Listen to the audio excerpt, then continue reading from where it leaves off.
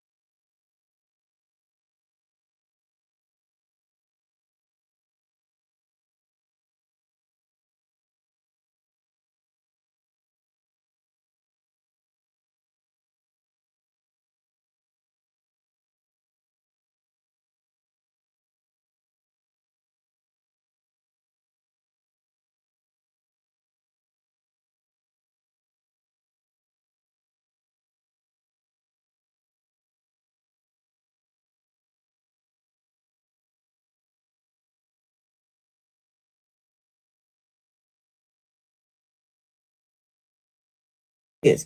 What has God, being a man of God or a pastor doesn't necessarily makes you a knowable knowledge of that God.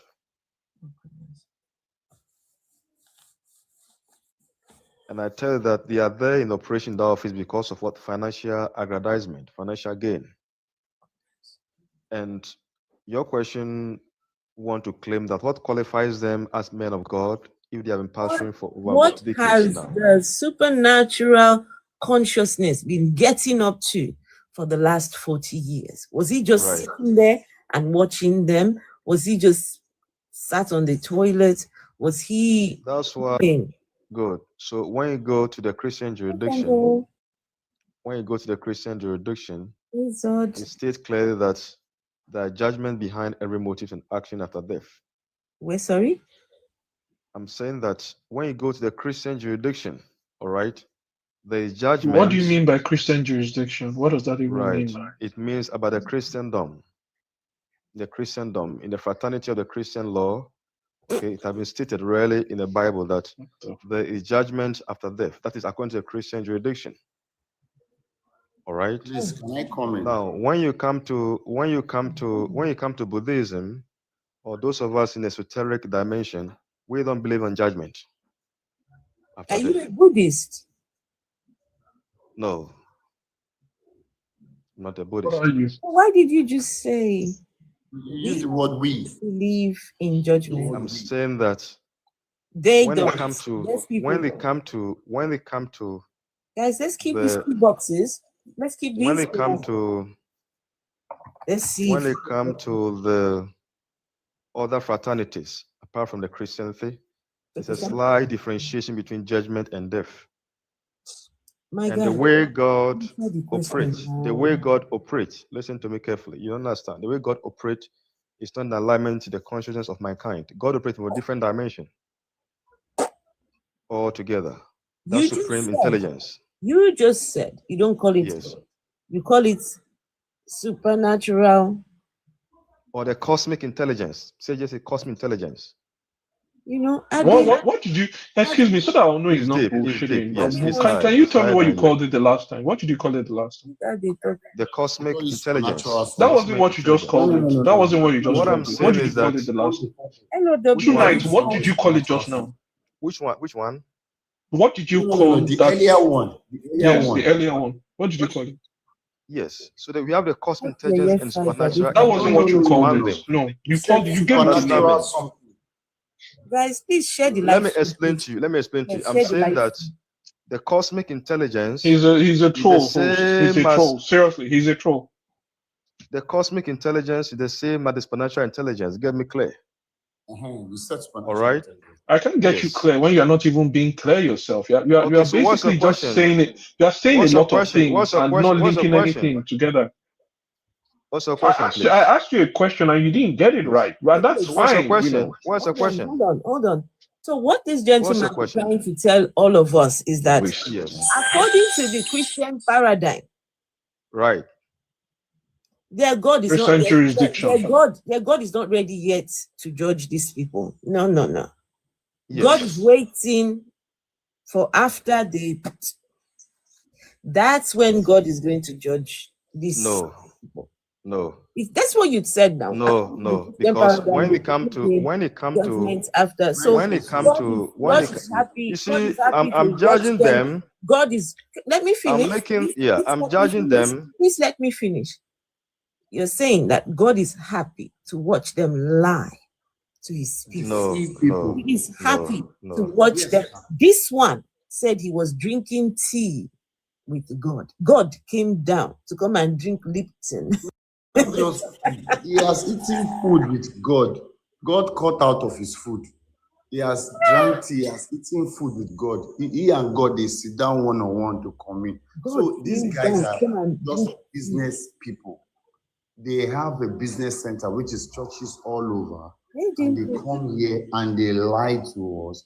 And I was once Christian, and we just fall in line and we believe, because we believe that they are so high up there when it comes to spirituality. But I tell you, I said something on someone's live sometimes last 2 weeks.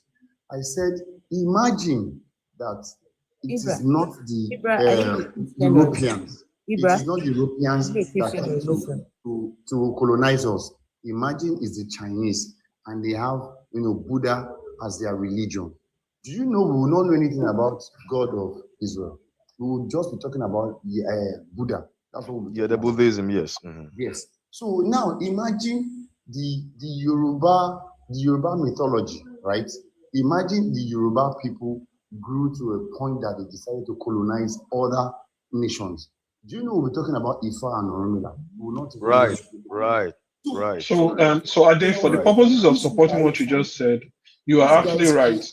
There's a reason why they're your kingdom. The ancients are your kingdom. Guys, one at a time, I beg you, please. I'm sorry, just to quickly support what you said.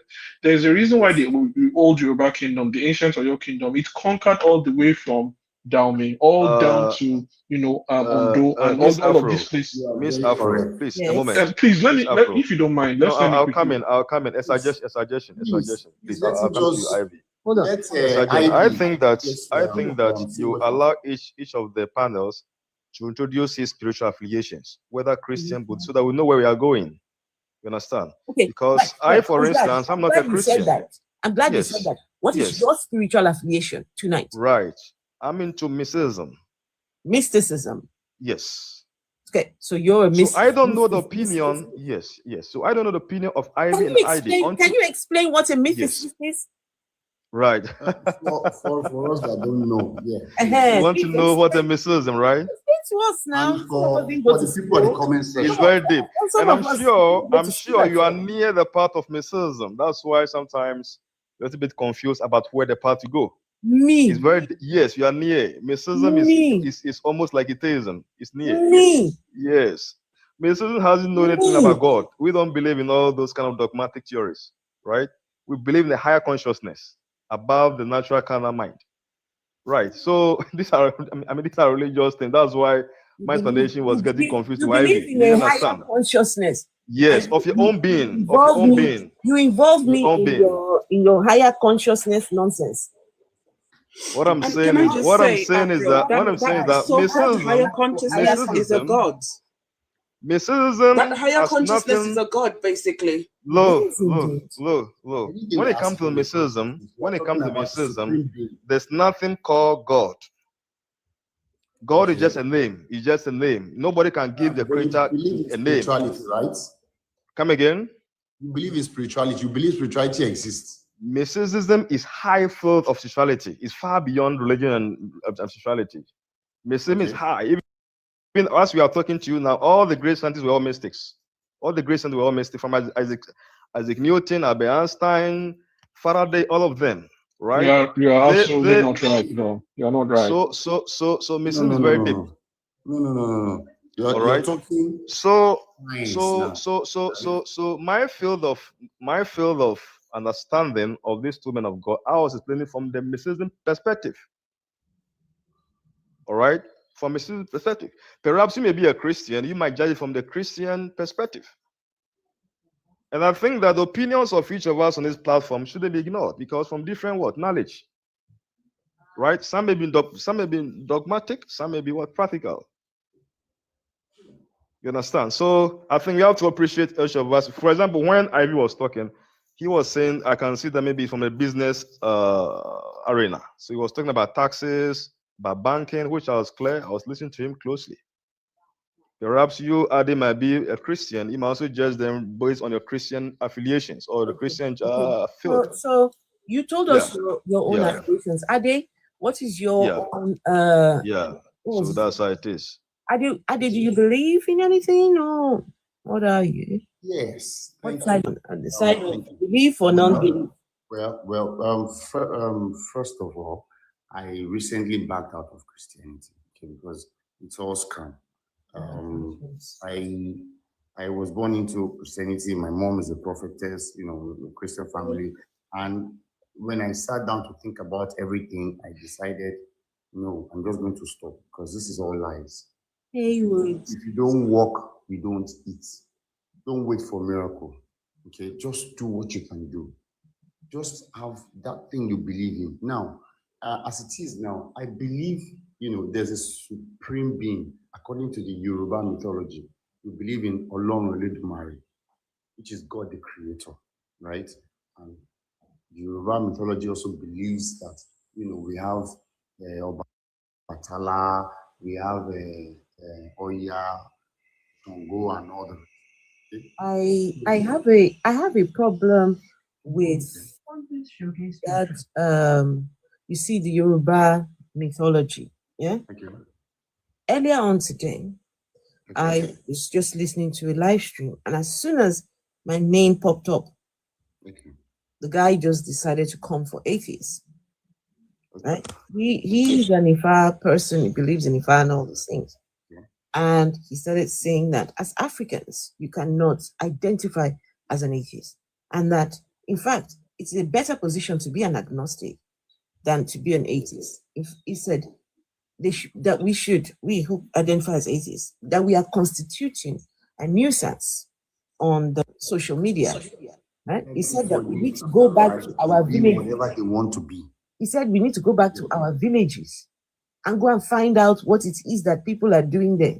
That's his Right? belief. Now, let me ask you. You see what the God that you just talked about, the God you talked about, is that strictly for the Yoruba people only? No. It's not strictly for any Yoruba people. You see, going back to the root, like the guy said in the live that you were earlier today, or I don't know. Zeus. That was Sen Project. Exactly. Okay.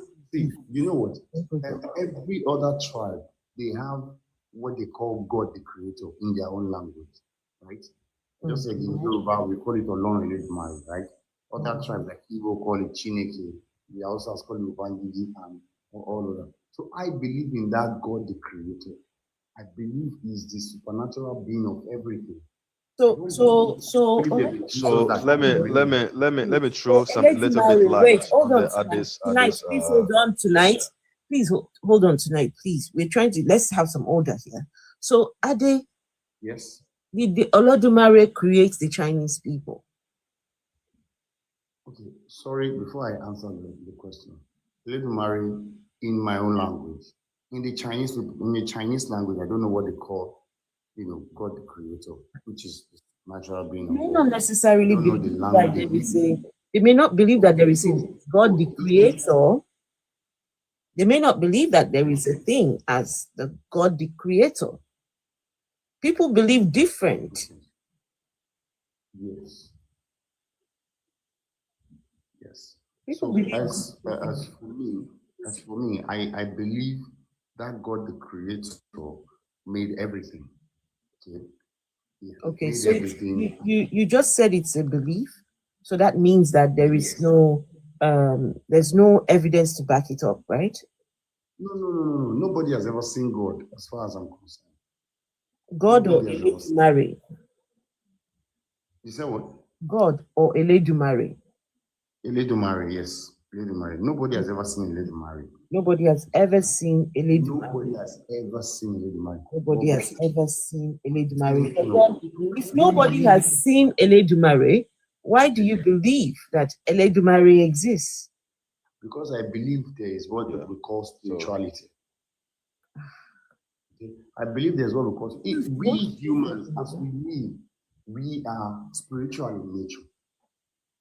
Do you know that you, as you are, you can decide to isolate yourself? Sorry. You can decide okay. Sorry, no, go on. Sorry, I was talking. Sorry.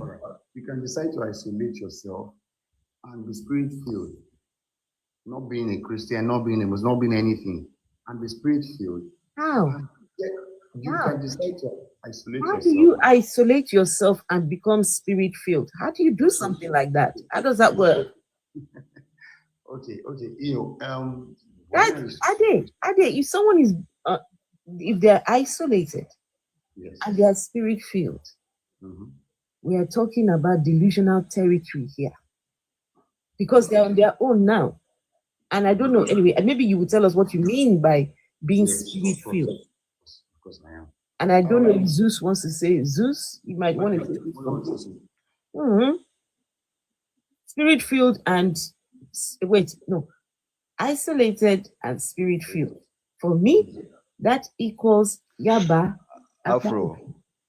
Now Yaba left. Be that one. Afro. No. I want to come in for a second and ask you some questions. Two questions, very important. Hold on tonight. I want you to tell us what being spirit-filled, what does it mean? Now, what I meant by isolating yourself and being spirit-filled is that I remember when I used to be a Christian, we used to do something like going on the mountain, being there and channeling your positive energy, into what you want, in life. And by the time you're done, you get up. In that time where you were, there's something Yorubas called egungun, like you go on a trance. Okay? It now depends on how you want to channel that energy. Okay. So if you channel that energy into positive, way, you could come down and maybe you have something you're working on at the moment. Because you did not connect. Because you did not connect. I saw the connecting thing, and you did not connect. So. Okay. Can you bring my mind to that so that? Yeah. You said I did not connect. No, not you, Adi. I'm sorry. Okay. I was talking about Bukenzi. Bukenzi, now you have connected. Okay. Hey. Now, wow. This is spirit. So Keep trying to understand it. Zeus, I don't know if you have any questions. Okay. Yeah. I think I have many questions for Ade, right? Ade, do you, whenever you guys talk about God, right? Do you all know that God is not the name of anything? Of course, it's not.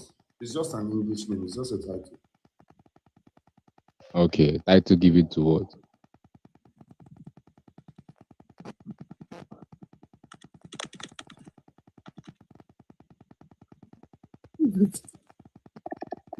Because he gave himself. Can you hear me, Ade? Someone's mic. Whose mic is that? Whose mic is that? Tonight. Huh? You think it's tonight? Oh, it's actually tonight. Indeed. So, guys, look. When it comes to these beliefs, because you have had your beliefs for the longest of times. Oh, it is my culture. It is my this is what we believe. Look, if you cannot give us something that we can hang on to and say, okay, right, indeed, this your creator, the thing exists. I'm sorry. I am very sorry. You choose to believe in something you cannot prove. And that's fine. But when people choose a belief system and they keep going, oh, my belief, like the people who believe in the Yoruba vessel of dishonor. Do you remember that video of this woman? They were carrying all these things on their head, sacrifices, what they were carrying to the river. Yes. To go and appease the god of the river. Okay. They were throwing big bottles of Fanta into the river. Oranges. They were polluting the river in the name of whatever it is that they believe in. And not only that, Afro, there's one I saw where this lady took a boat, a little boat filled with foodstuffs and threw them into the sea. As she's throwing them into the sea, the locals are diving in and picking those things. Yeah. They were waiting. They were too, just on right? the side, waiting. Waiting. As soon as she throws, they grab it. Yes. So, sorry, right? Are they? Sorry, Zeus. Guys, can you imagine that there is actually a deity, a god, or that is somewhere waiting for someone to come and throw Fanta into the river? Let me come in, Afro. And that creature or creator or whatever is let me happy tonight. The fact that you don't believe doesn't mean that it doesn't exist. Okay, it's fine. All right. The fact that you don't believe doesn't mean that it doesn't exist. That's okay. And have you experienced? No, prove to us. Prove to us that it does exist. That it exists. Right. Give us the proof. Guys, right. Please, so, do you want us to demonstrate spiritual power so that you see that there's something exists on it? Tonight, please hold on. I interrupted Zeus. Please let Zeus finish what he's saying. Okay, so sorry. So just like I was speaking to Ade, right? Whenever you guys come up and say about you believe that there is a God who is a creator, you are saying nothing, right? Because I think you have to talk about the God you are talking about so that we can level it, because the word God is not a name. Somebody can come up and say, I believe in God. You're not saying something, right? You have to be specific on what God you are talking about, because God is a title given to deities, right? Yes. And now you have leveled down your own to the Yoruba God, the Yoruba creator of all, we do call it Ledumare, right? Yes. And then when you say that you believe in this creator, like, is it because you were told, or because this creator has any effect in reality? Okay. No, not because I was told. Because reading through my history, I have come to understand that we have spirit beings that has walked the earth. Okay, and there is no tribe that doesn't have a history. You understand? So just being able to look through into my own history to find out that this creator in my language exists. Just as every other tribe have one, Can I ask you a question? Real Davis, there's something wrong with your Oh, sorry. your mic is bad. You might want to drop down and come back up, or whatever. I don't know. Host, by the way, I'm sorry. Can I ask you a quick question, host, please? Me? Yes, please. Sorry, let me. It should be a very fast question, Zeus. Yeah, go on and ask me. Go on and ask me. Yes. Host, you were talking about one of these guys who advanced Yoruba mythology, who told you today that maybe atheists should go and look for their kiniko in their village. What's the name of the guy's son? His name is CEN Project. Yeah, he said that to you because of me, by the way, because I challenged him massively on some of the nonsense he was saying. It was because of me that he said. Ivy, we'll have a conversation about that. Yeah, it was because of me he said that to you. I apologize. Even Zeus, he seems to know CEN Project as well, right? Zeus. Yeah, CEN Project is an escaped madman from Sen, Zeus, you are there now. Ivy. You are there that day, right? No. I know him from last year. Ivy. I know him from last year. So that is not a new thing. Are you there? The guy is a mad. Yes, sir. I'm here. Yes, I want to know your spiritual affiliations so that I know how to group you in the discussion. Group. Okay, I do not have any spiritual affiliation. So you are just there. You just eat, sleep, wake up, and go by this. Can you let me finish? Can you let? Yes, do you mind letting me finish? To you. I'm listening to you. Don't interject me. That's so not go nice. ahead. Go ahead and let's express your concern. Go ahead. I'm listening to you. I'm not expressing any concern. You asked me a question and I wanted to answer. Yes, I'm saying that. What is your spiritual affiliation in this belief? Answer the question. Oh my God! Right. Go ahead. This dude really loves the sound of his voice, man. Just go ahead, please. Stop and let him answer, please. All right, I'm listening to you. I do not have any spiritual affiliation. I'm a positivist. I believe in what I can see, what can be proven through science or through other means of proving things. If I had to call myself anything, I'm an agnostic atheist. Thank you very much. Mm-hmm. All right, okay. And I know why. Okay, so Ade, go ahead. Let's talk. Let's I'm listening. Okay. I want to say something.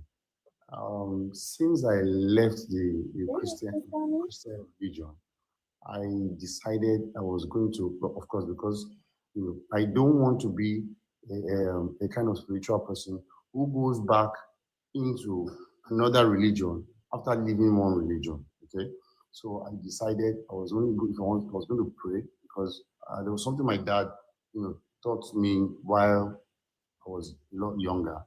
Before we bathe, you would pray into the water.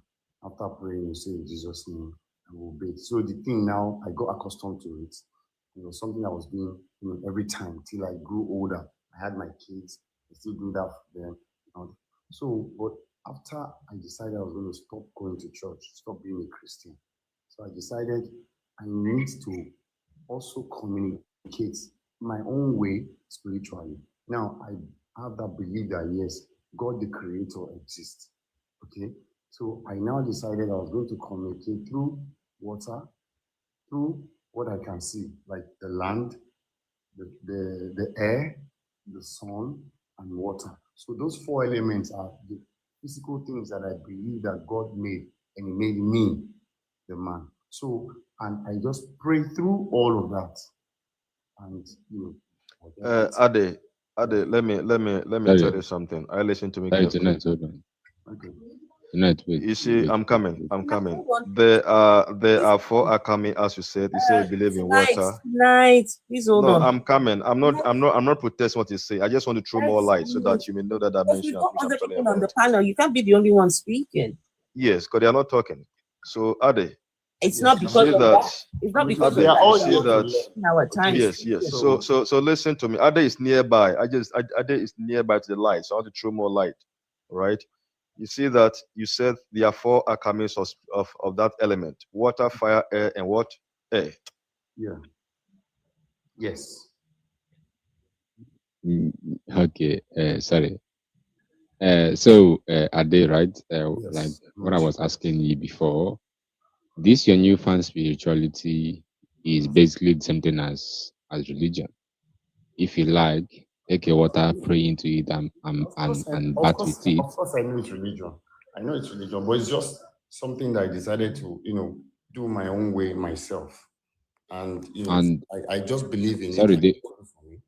Yeah, the point I'm making here, the point I'm making here is whatever that you think spirituality is, religion is entirely subjective to you. Okay. It does no way, in any way, shape, or form affect reality. Okay. Right? Okay. It has it even though you believe in Jesus Christ, you believe in this Yoruba cosmology God. Somebody who don't believe in anything, you are both the same thing in the universe, because the universe doesn't care about your belief, right? And that is the point. Those who believe in this thing think that they are real. They exist in the imaginations of those who think it exists, right? They are not real. Zeus, I want to ask you a question. Before we take further, we need to establish your spiritual. Can you stop interrupting people? Let them finish. Please stop interrupting people. Okay. I'm begging you. Zeus, please finish. Okay, so I was listening. Yeah, so tonight, for you to know, I know that all these human beings are materialistic human beings. There is no spirit, there is no soul, there is no afterlife, right? We are purely materialistic. This whole universe is materialistic. So this is my stand when it comes to spirituality. So people who believe in all these things think that these things are real. These things have no effect on the grand scheme of things in the universe. The universe doesn't care about your beliefs, bro. And that is why bad things and good things happen to everybody. Nobody will say in this letter that they have been experiencing only good or bad. It is a mixture of both, right? So this is basically what I want you to understand. So, you live in Christianity tonight. Please just calm down. You live in Christianity to hold on to a form of spirituality. You are still holding on to a form of what you have left, right? And maybe you are on a journey. You don't want to follow an organized way or system of things that somebody has said. You think that coming out, finding nature, like you said, land, fire, air, water, right? All these things also have no effect. Like the universe doesn't care about all these things. So that is basically what I want to say. Thank you. All right, thank you. So tonight, you want to say something? Yeah, tonight is off. Yeah, I think he already dropped himself.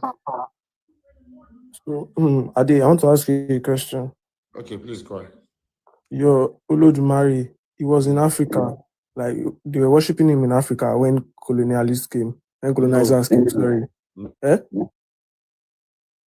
Yeah? You're saying something? Sorry, be specific where he was worshipped, because I don't know any Olodumare. He was worshipped in Yoruba land now. In Yoruba land. Yes, of course, yes. Not after the colonial masters came. It's been in existence. Do you know? That's what I'm saying. That's what I'm saying. You were asking it as a question, right? Yes, I'm asking if he was active, how come colonizers could come and take his people away and he did nothing and he was watching? Okay. And he's being worshipped. Okay.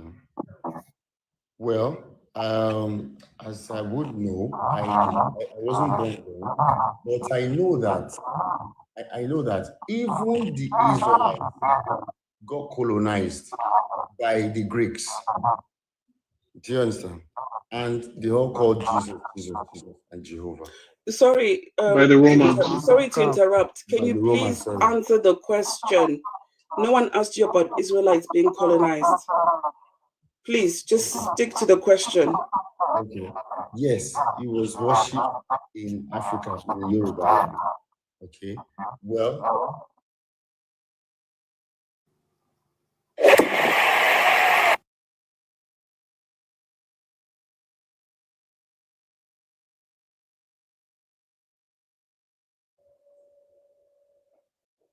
It's quiet. Is it my network?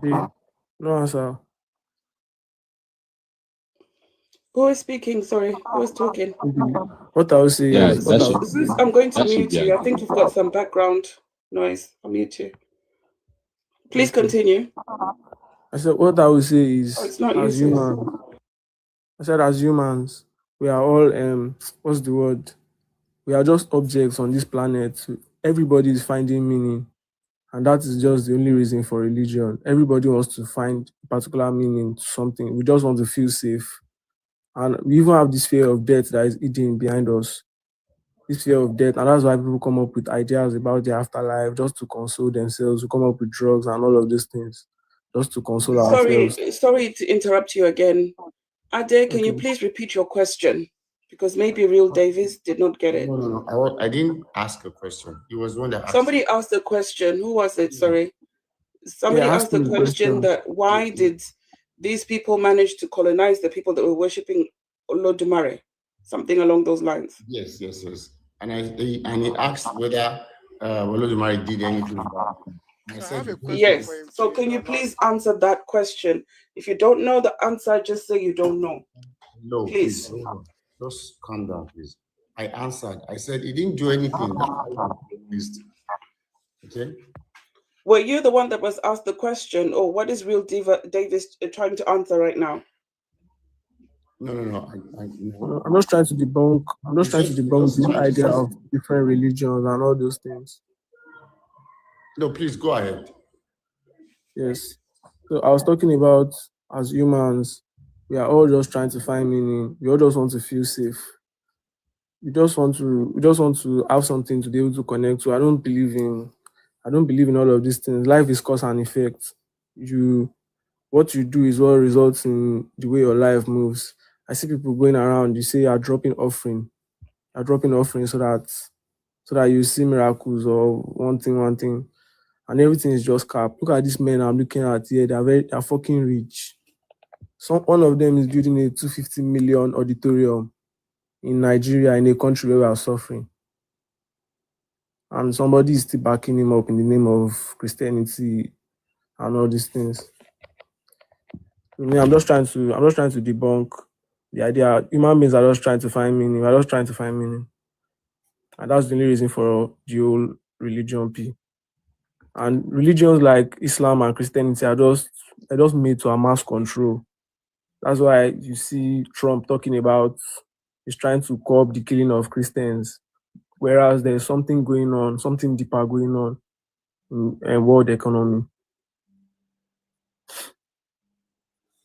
Yeah, anybody else talk next? Yeah, I have a question. Hello. I would like to speak when the last person is done. Okay, please let Bukenzi, and then we'll hear from Haywood. Yeah, Bukenzi, and then Haywood. Yeah, Haywood, how are you? Good to see you up here for the first time. Okay. Yeah. Okay. Mr. Ade, are you there? Mr. Ade, are you there? Yes, I'm here. Are you there, Mr. Ade? Yes, I am. I'm here. Thank you. Yeah, I believe you are an Isheshe person. Like you have returned back to the roots, so you connect with the African spiritual. Yes, belief system right now. But not really like deep. I just break through elements. That's what. Okay, you are not deep, Abi. No, I have to ask every time before I come. You are still learning the ropes. You are not deep. Is that what you're saying? I just pray through elements. The physical elements I can see, like land, water, air, and fire. That's all. That's no, I just want to know your depth No, I want to know no, whether it's no. something you are so No. okay. You are still I'm not. learning the ropes. You don't really know much about it. Bukensi, these are the fathers of faith. The fathers of your faith. Between them, Bukensi, between them, they have over 70,000 churches. Between them, I lost you. Between them, they have Between over them, I lost. 70, yeah, they have over 70,000 churches. These men have made money from the people in these 70,000 churches. That means they planted seeds all over the places. That They means planted what? They planted what? They planted seeds all over the places. Like they planted seeds that germinated over the years. So they're doing God's they've really done well. So they're doing, yeah, they are doing God's work. So it is That's God's what work. God commanded them to do.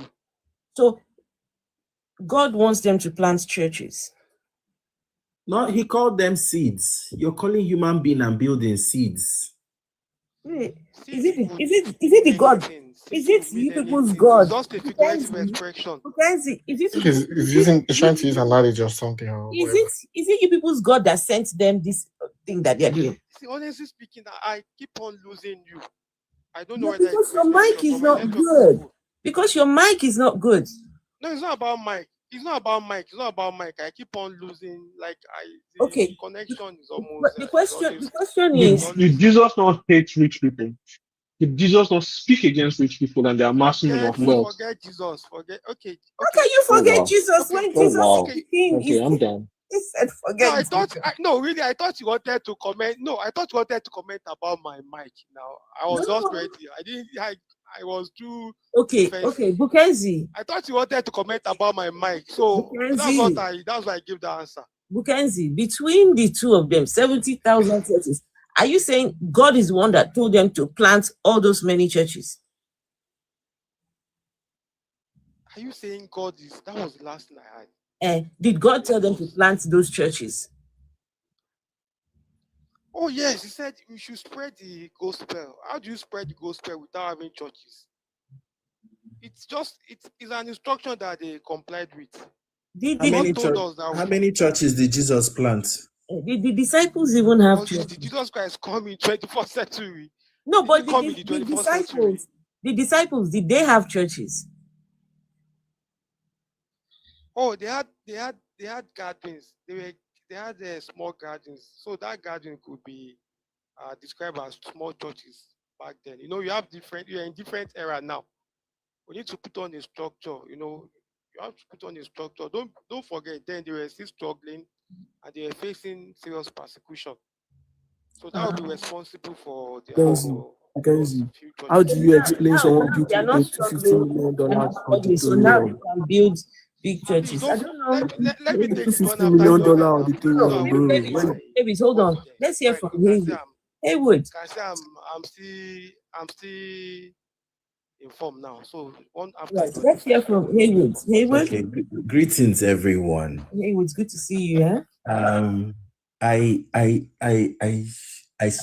always hung around the corner, a bit skeptical about coming up.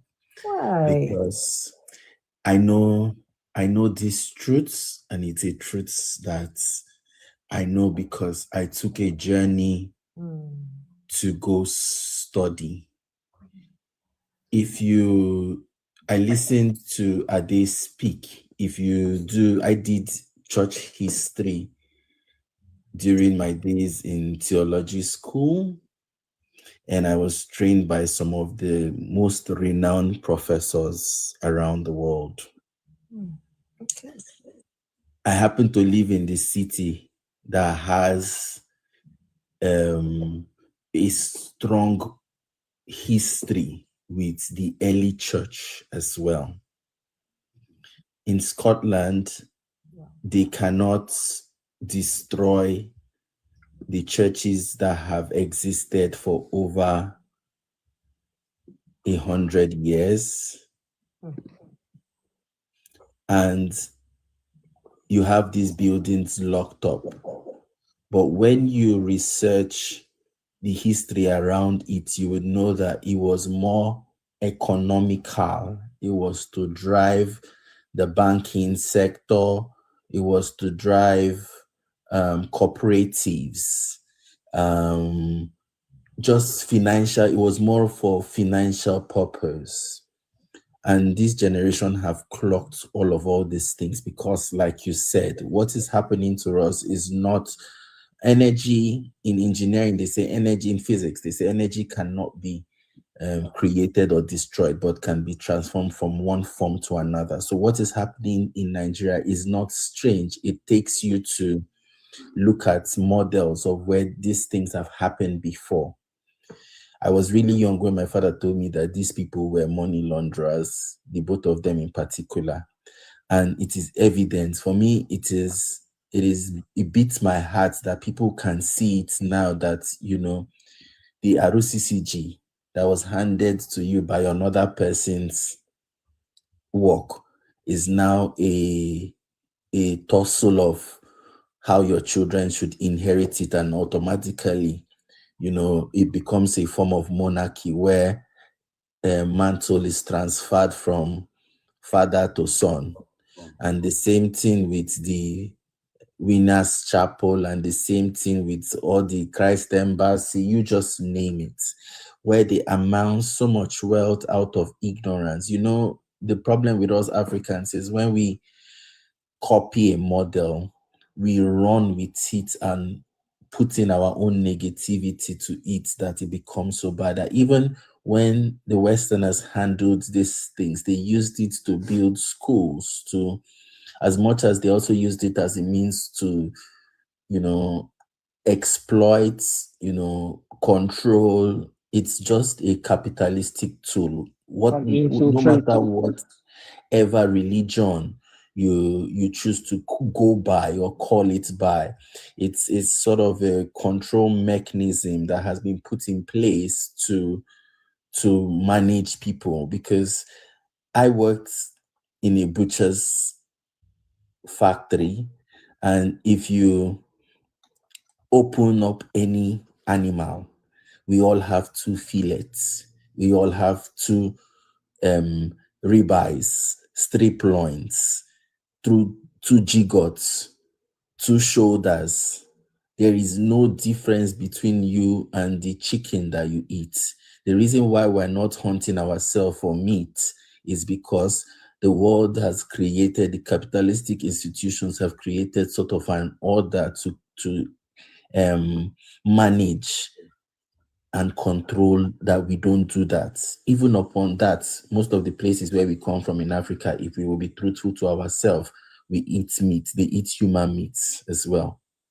During the times of war, they would, from my own village in particular, the proceeds from the war, people that pass, you cut off their heads and sacrifice to whatever you're sacrificing to, and the other part is used to cook food. In the Western culture now, in fine dinings, you have big restaurants, saying they are serving something that looks like human meat. So these things are all models and institutions of control. As humans, our brain has a way, and all of these religions are tied to believing. So Real David asked the question that why didn't these African deities, why didn't they save us when the slave masters came to burn down all the literature, all the Anubis and all the Egyptian gods and all those things? Why didn't they rise up? If God wanted to do anything, he would not require you and I to do it. God will do it. Why are people born Siamese? So the fact that we have to create a God, and the God will tell us that ye are gods, that we are gods, and people will rise up and take on. These men are literally worshipped. I was watching an interview where the wife of Adeboye was saying she packed her copper and gold and threw into the river. And you ask yourself that even in this modern era, it cannot occur to you that was waste. and you're priding in it and saying if it's not useful to you, then God is sinful. Where the deeper life people would preach against television, and now they are turning on their messages even in themselves within our own lifetime. That these truths are in front of us, and yet we deny them. Haywood, can you hear me? I can hear you. Just very quickly, Haywood. So, do you have when it comes to believing, what side of the fence are you on? Personally, I am of the opinion, because as human beings, so Ade mentioned the fact that there are 4 elements. There are more than 4 elements. You have there's another form of, there's the earth, there's wind, there's gas. I think there's another new element that had been discovered. So I am of the opinion that sometimes, because we've been structured in a certain way, and we're all seeking for something bigger than us, forgetting that our existence is not within our control.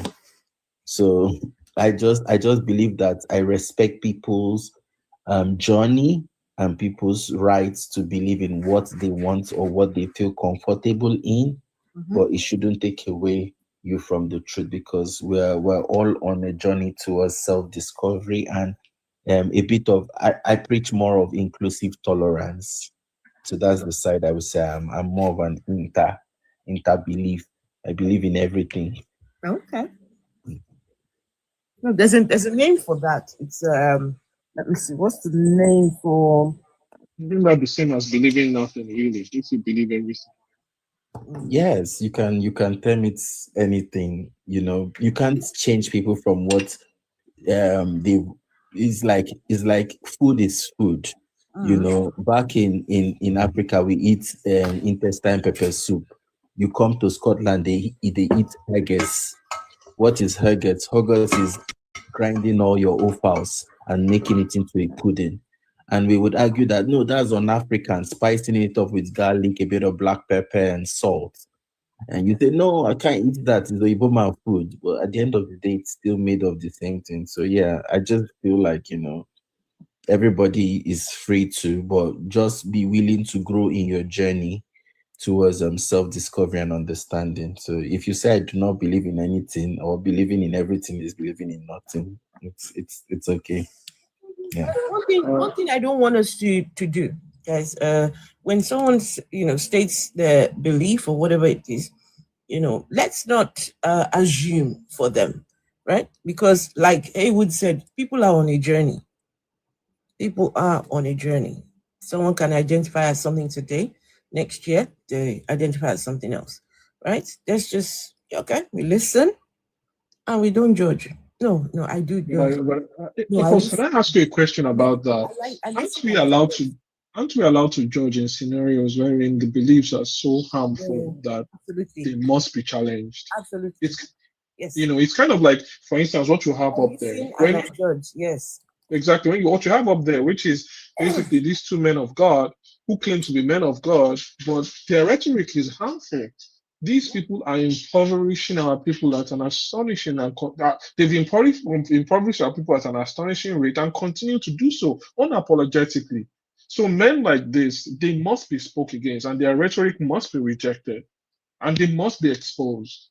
And so when I listen to people say that they worked for whatever it is, what did they work for? Literally, they are beggars.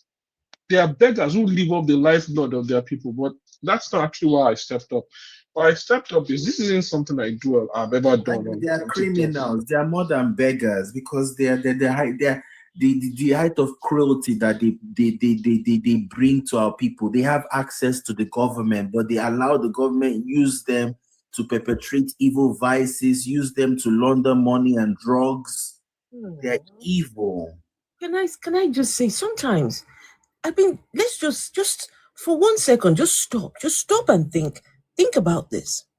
That one man, Oyedepo, the richest pastor in Nigeria, Oyedepo, he has over 22,000 churches, 22,000. He has managed to convince all the people in those churches of his message or whatever he thinks he's preaching. Now, if we can disprove that God he claims to be speaking on behalf of. Can you all not see the damage that this man has done? Can you not just think about it?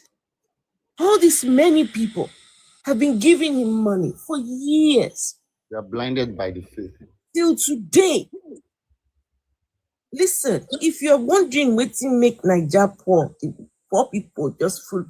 This is one of the reasons. There's church everywhere. Nigeria has more churches than schools, hospitals, industries combined. All this, no, it needs to stop. Somebody needs to do something. Pay your tithes. Yeah, he drives a Rolls Royce. Did they not buy him recently? They gave him a birthday gift. I don't know. I don't know cars. I don't know the brand and all these things. Between them, they gave, I think they said 250 million.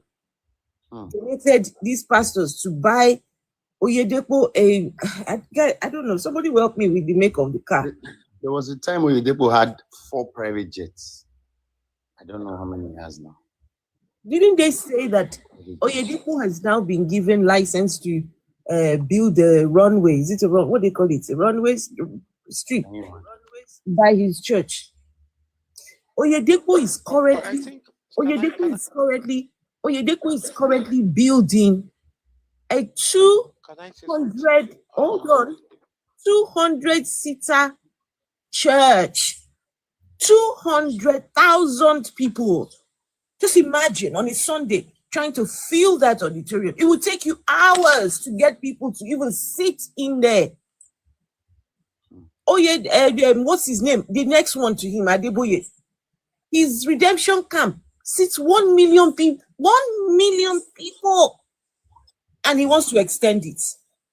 250 million now. He wants to extend. Sorry, therefore, let me give you the context of this, right? The biggest stadium in Europe where people come to watch ball by next year should be 106,000, right? And that is a Camp Nou, the pitch of FC Barcelona. That is the biggest in the whole of Europe. Then you have somebody 106,000 people, right? Code cap. This is code cap in the comments. If it's not 200K, please tell us what the number is. I honestly will take my word back. I don't. If I get it wrong, I will take it back. So please tell us how many seats. Yeah, that is a 109,000 actually, right? What's the church that he's building? The Ark. Yes, it's 109,000. Okay. Yes. So take that back, not 200,000. 109, no, 220, 50,000 is too much. I have a question. Kenzie, please, can you just wait? Kenzie, wait. Let's Zeus finish his question. So, guys, just so you guys know, we've got 2 Christians on the panel, Bukenzi and Danny. Yeah, Danny Florence. So, Zeus, finish what you're saying, and then we will speak to the Christians. Yeah. So when you guys said that this guy is building a church auditorium, like that doesn't paint the full picture, right? What this guy is building is a stadium. He's building a stadium, and he is 71 years, but somehow his members' reward is in heaven, right? He is building his own heaven here to enjoy until when he would die, right? But somehow these poor members, their reward is in heaven, while he is planning to collect his own reward here, right? Like, to put it into context, right? Like just multiply 200 naira times 109,000. Like, this is like just the minimum. Just multiply 200 naira times 109,000. This is the reward of a 71-year-old man that he will be pocketing every Sunday. Of course, he'll be hosting midweek service and all this, right? And this is to even think that there is a place where Jesus in the Bible told a rich man, go and give all you have and come and follow me. When the man refused, he said, it is easier for a camel to go through the eye of a needle than a rich man to enter heaven. But these Christians don't read this thing. They don't care. Like they are being so brainwashed to the extent I was asking Danny in the comment, right? He said, you heard Bukenzi tell me that I should forget Jesus now when I referred him to that. I no. made myself clear now. I Mackenzie, know just hold on, bro. what Let me what just finish. Let me just finish. I don't know why you But ignored that. Bukenzi I was talking referring to about my. I was referring to my from King Leopold. connection now. I don't know why you are. Hold on, guys. Hold on. Bukenzi said he was talking about his connection when he said that. So, all right, Zeus, if you just want, Yes. if you can round up so we can. Yeah. Let me run. So I was asking somebody in the comment section, Danny, and then Danny said that what is wrong with the Christians giving blah blah blah to the pastor? Giving money. I was not asking. Yes. I was asking him, this pastor, what is his work? He said that this pastor works for God. Like the basic thing that church is after is your salvation. That is the only thing that the church is after, your salvation. They are not after your money, your whatever that you give, because that is the only thing. That is the only thing that the church and the other churches now. The Christians, they are delusional. You guys keep giving these pastors money. Pastors you claim working for God. He cannot go to God for God to pay him. He would expect you to bring money to him. Like, is your God poor? Is this your God poor that he needs your 1% or your 10%? You go to work, suffer, they will pay you. You will take 10% and go and give a pastor that he himself doesn't have a job. You bring 10%, 500% bring 10% tomorrow. You buy a Rolls Royce, buy Ferrari, then tell you the members to be working with the blood of Jesus Christ. If you are traveling via apron, push sticker, right? Okay, They so keep the can I CV. respond to that? You guys should continue. So first of all, it's not necessarily right. Danny, Christians hold don't on. necessarily have to give money. Bukenzi has been trying Can to I say something. can I just, like he said a lot? I was quiet, so I wanted to. Bukenzi has been trying to say something. Hold on, Danny. Bukenzi. Thank you so much. Thank you so much. Okay, thank you so much. I actually want to point out certain things that you are all ignoring. The fact that these guys are wealthy is because I think they have a kind of financial literacy. They know how to manage resources. You understand? They don't forget that most of these offerings are done with in good faith. People go to church, they drop their offerings, they don't expect to get anything in return. The highest that they could desire is to have their blessings from God. So they do it with the fullness of their heart. They don't give in order to like maybe have a what's it called? To have a second thought or second opinion about it. Just do it and go to their stuff. They don't forget that pastors too. They know how to like make turn lemon to lemonade, if I may use the standard balance. Sorry to interrupt. Bukenzi, are you using a microphone or earphones or Bluetooth speaker or something?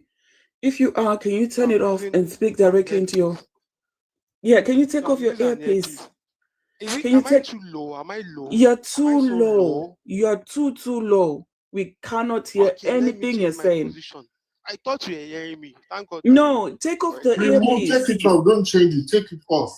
Just take off the earpiece. If you're using a phone, just use your phone speaker. I've been doing fine with this. It's off. Well, I don't know why you're arguing, Bukenzi. We can't hear you. Take off the earpiece. If I should remove this, I won't be able to make any contact again. I'll lose contact. You see now, this is a God believer. The God can't even give him a good device. We are using a phone.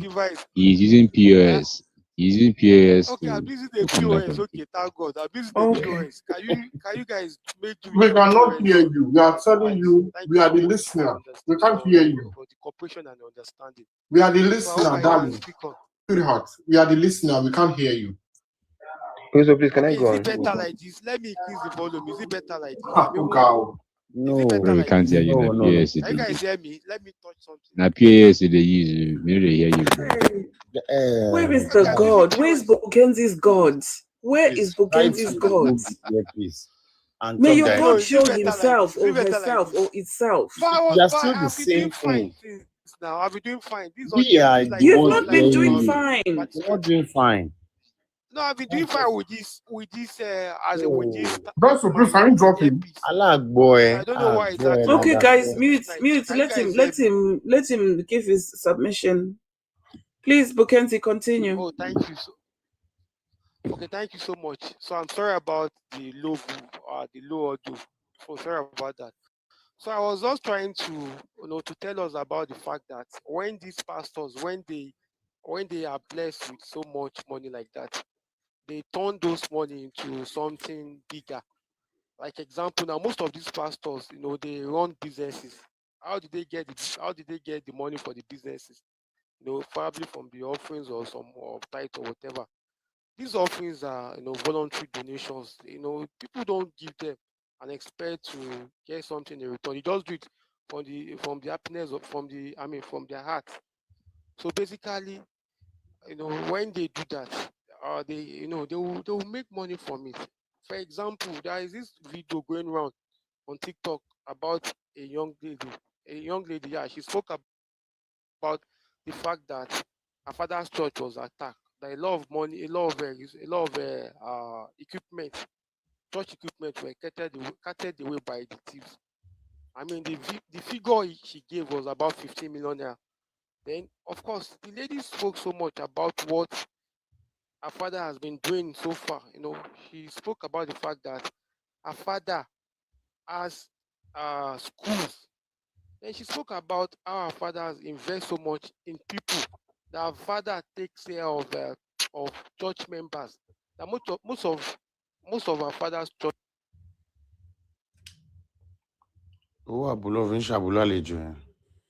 Why The now? person that He being muted? the Was he muted or what? Turn me off now. Is it Was that he you are not? muted? Somebody Guys, turn me off now. Why did you come on, turn me people. off? You can speak in. Anyways, anyways, the point is just that when these guys have they have will I say higher knowledge to turn small money into bigger money.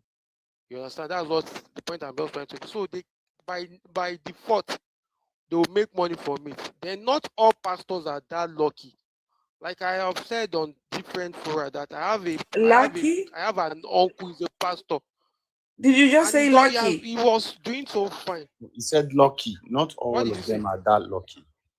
Not all of them are that lucky I to be said scamming people. not all pastors are that lucky. Lucky to be rich. No, not scamming. It's all about scamming. When I say I'm not, why are you putting words into my mouth now? I didn't say scam now. Some of them scam, Acting, or she's acting. some pastors scam, of course, now. It's expected now. But the point I was just trying to make is like my uncle was so rich until he accepted the calling. And he became poorer. You understand? He invested in church, he got that calling. But eventually he's serving God and he's not complaining. So you guys What do you mean he invested in a church? Is this church a business that you have to invest in?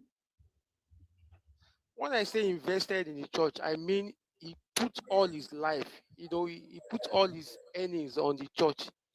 You understand? Trying to win soul for Christ. He runs Christ Foundations, and of course, Christ Foundation is is always investing in people.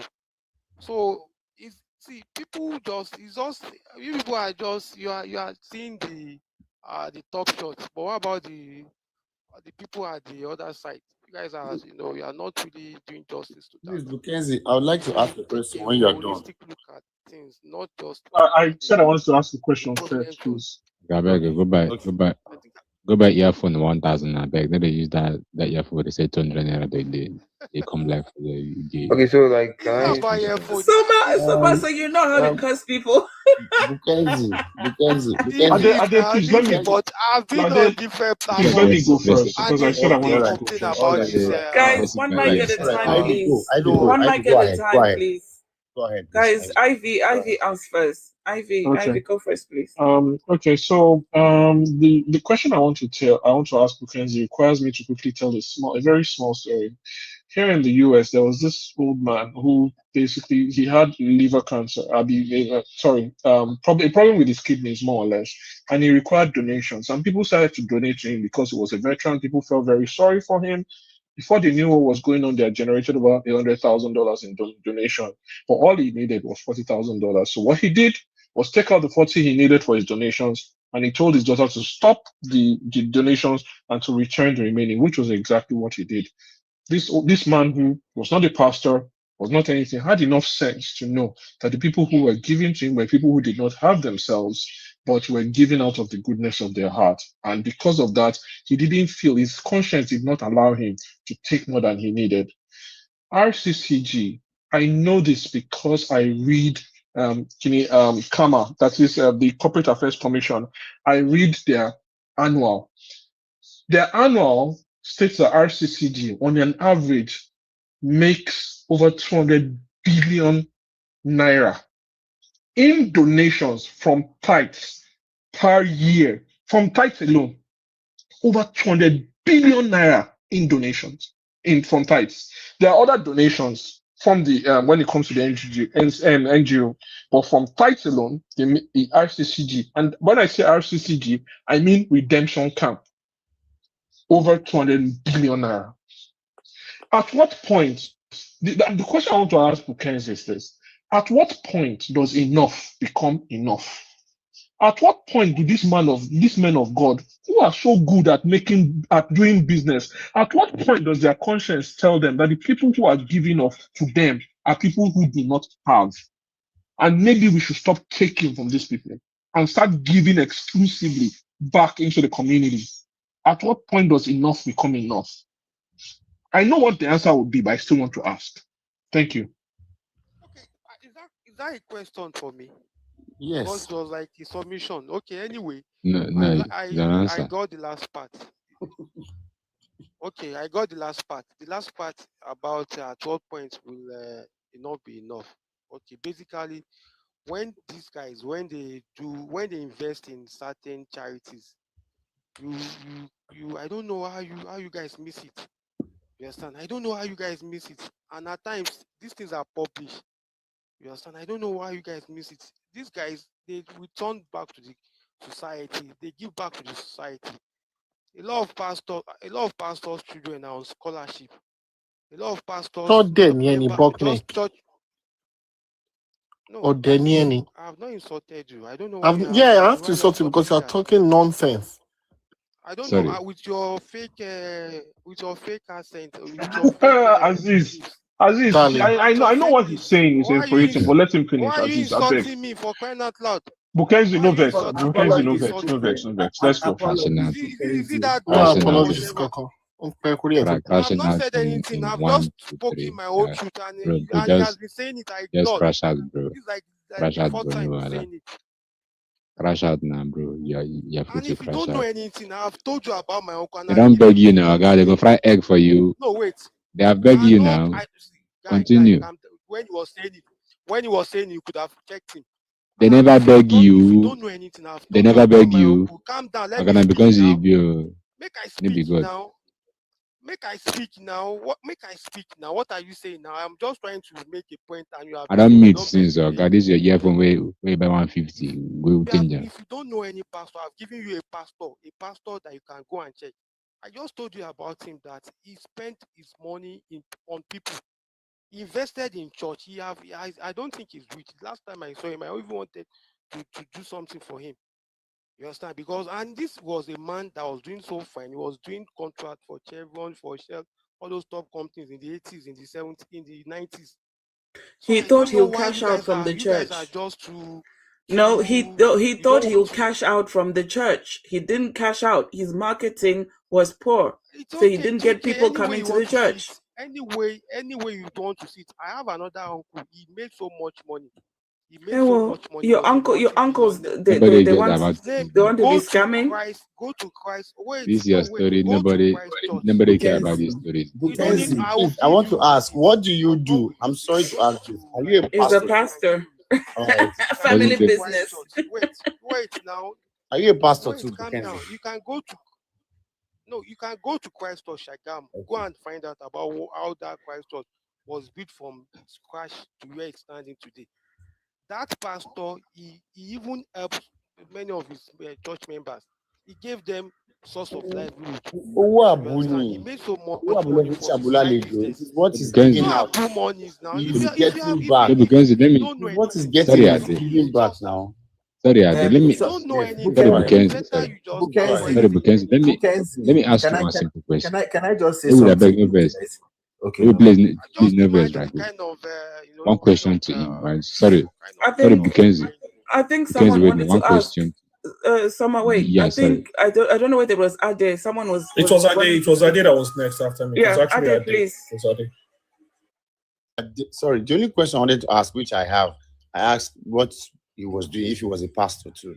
I just wanted to know that. That was all. And he said no. Okay, you wanted to know. Okay, yeah. Let me. So are you a pastor? Tell you what he was doing. I'm not a pastor. I mean, that's all. That's what I want. My business. No problem, please. But basically, I can tell you what my uncle. Bukenzi, wait now. It's not about your uncle. Sorry. Let me ask you about your uncle. So your uncle was rich, according to you, and then God called him, right? And then he invested those money in church, right? Did God reward him back? Did you say anything? I'm not hearing you. Bro, this your earphone worth about 200. Your uncle was so rich, according to you, that when God called him, he invested all those things into church, right? Was it God that called him, or he called himself? So that let's establish one thing first. Okay, maybe I did not present the story well. The point I try to make is this: my uncle had every reason to enjoy his life and ignore the God callings, but he answered the call. He answered the call of God. So God called him, right? You understand? God called him. Okay, so he now invested his savings into the church, right? He invested his savings into the church. Oh, probably, maybe the word invested is a little bit sensitive. That means he pulled all his resources into that calling. Okay, so now, the word is a little bit sensitive. Maybe sorry. Yes. Let's say Pool invested, he put money, right? Now, did God reward him by giving him those things back? God has rewarded him now because, of course, God rewarded him bigly now. Is he more? Like, they are sorry, is he rich? Is he rich now than before? Is he rich now than before? So it's not about material things. Now, if he wanted material things, he would have remained in his what's it called? So why are you mentioning material things then? That to serve God. Sorry, please, Vessel. So Bukenzi, sorry. Did God reward these two men on the screen with material things?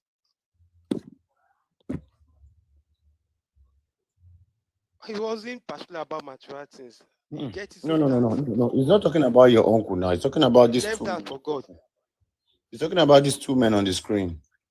Okay, these two. Yes. Okay, you're talking about these two. These two now. They control mega churches now. Did God reward them with material things? Did God reward them with material things? God is still rewarding them with material things now. But don't forget, did God reward? Did God reward? Did God reward your uncle with material things? Of course, he's been surviving now. He has been living. Is he cool now? I mean, is he richer? Is he richer now? Sorry, is he materially, right? Poor. I think I said that. I said Wait now. I said that wait in now. my Bro, just calm down. A yes or no question. Just calm down, I right? think I said that now. No.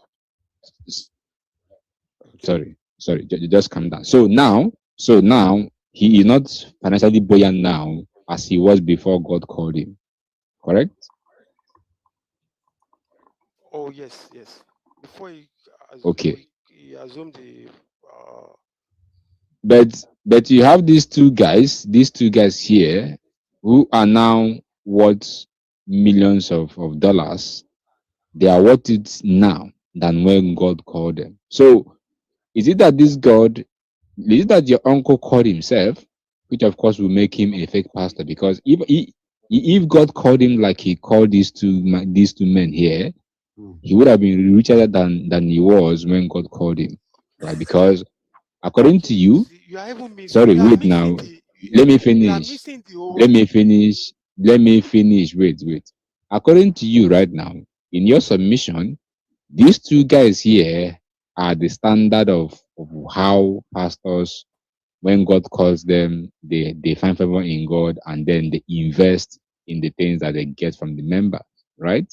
By willingly church or offering, blah, blah, blah, tithe, right?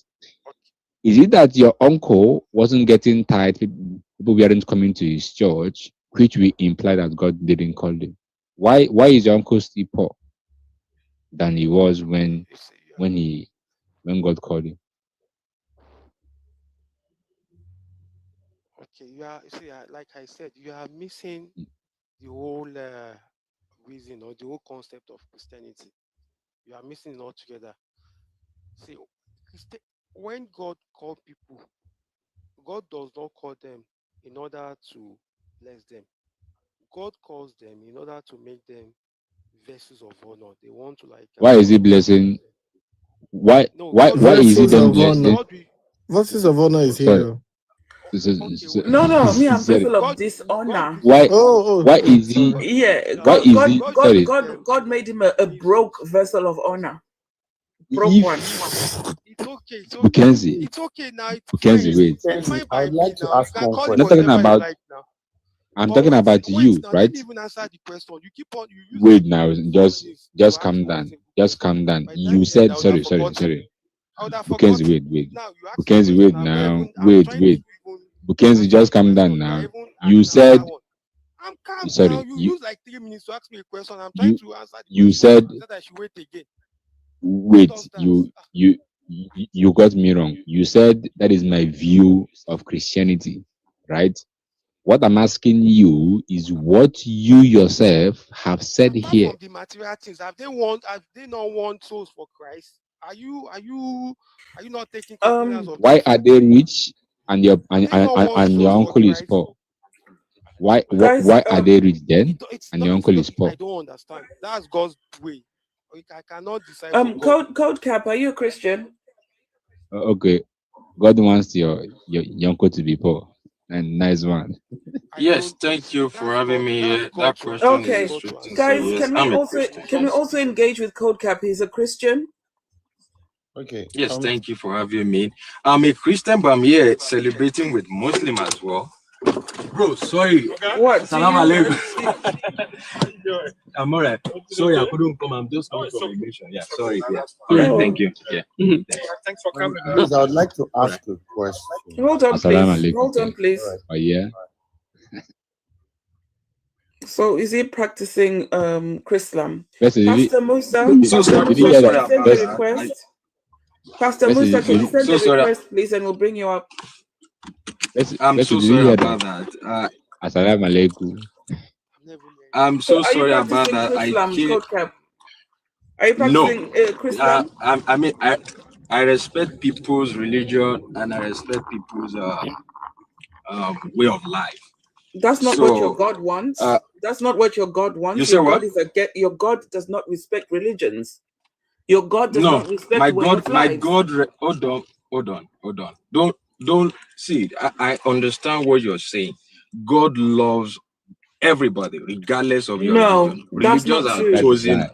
That's not true. If you Okay. read your Bible, So you're telling are you on, telling me please. that God Guys, you can loves hear me certain talking. people? Hold on. Okay, go ahead. If you read your Go ahead. Bible, you can see the many instances your God sent the Israelites to unalive people that worshipped other gods.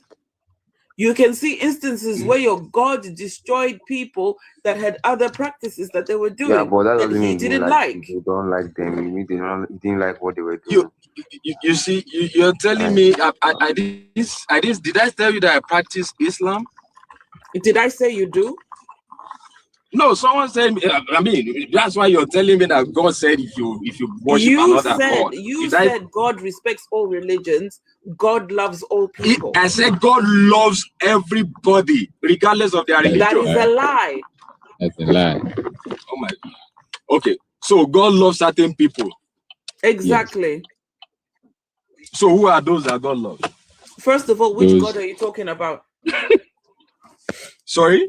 Which God are you talking about? I need your God's you're name. An internal critique. No, now you are saying Danny, no. Danny, God I've does been quiet no. this whole time. I'm literally just starting to talk right now. Sorry, Coach Cap. What were you saying? I was asking you said which God you're talking about. I asked you a question. You said God does not love everybody, and I asked you which. I asked you which God because I want to verify which God we're talking about first. Well, I only know one God, the one that created the heaven and the earth. What is your God's name? I beg. It's simple. Just tell us the name of your God. His name is God. Didn't God hate Esau?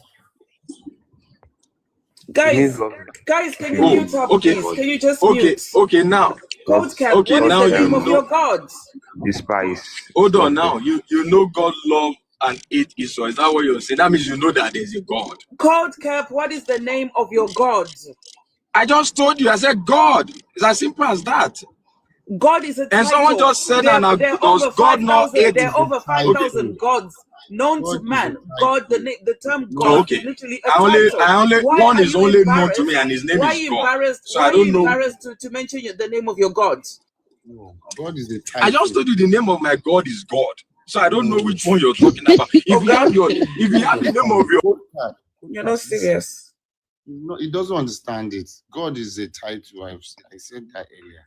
It's not serious. He just wants to come here and yap and just be shouting.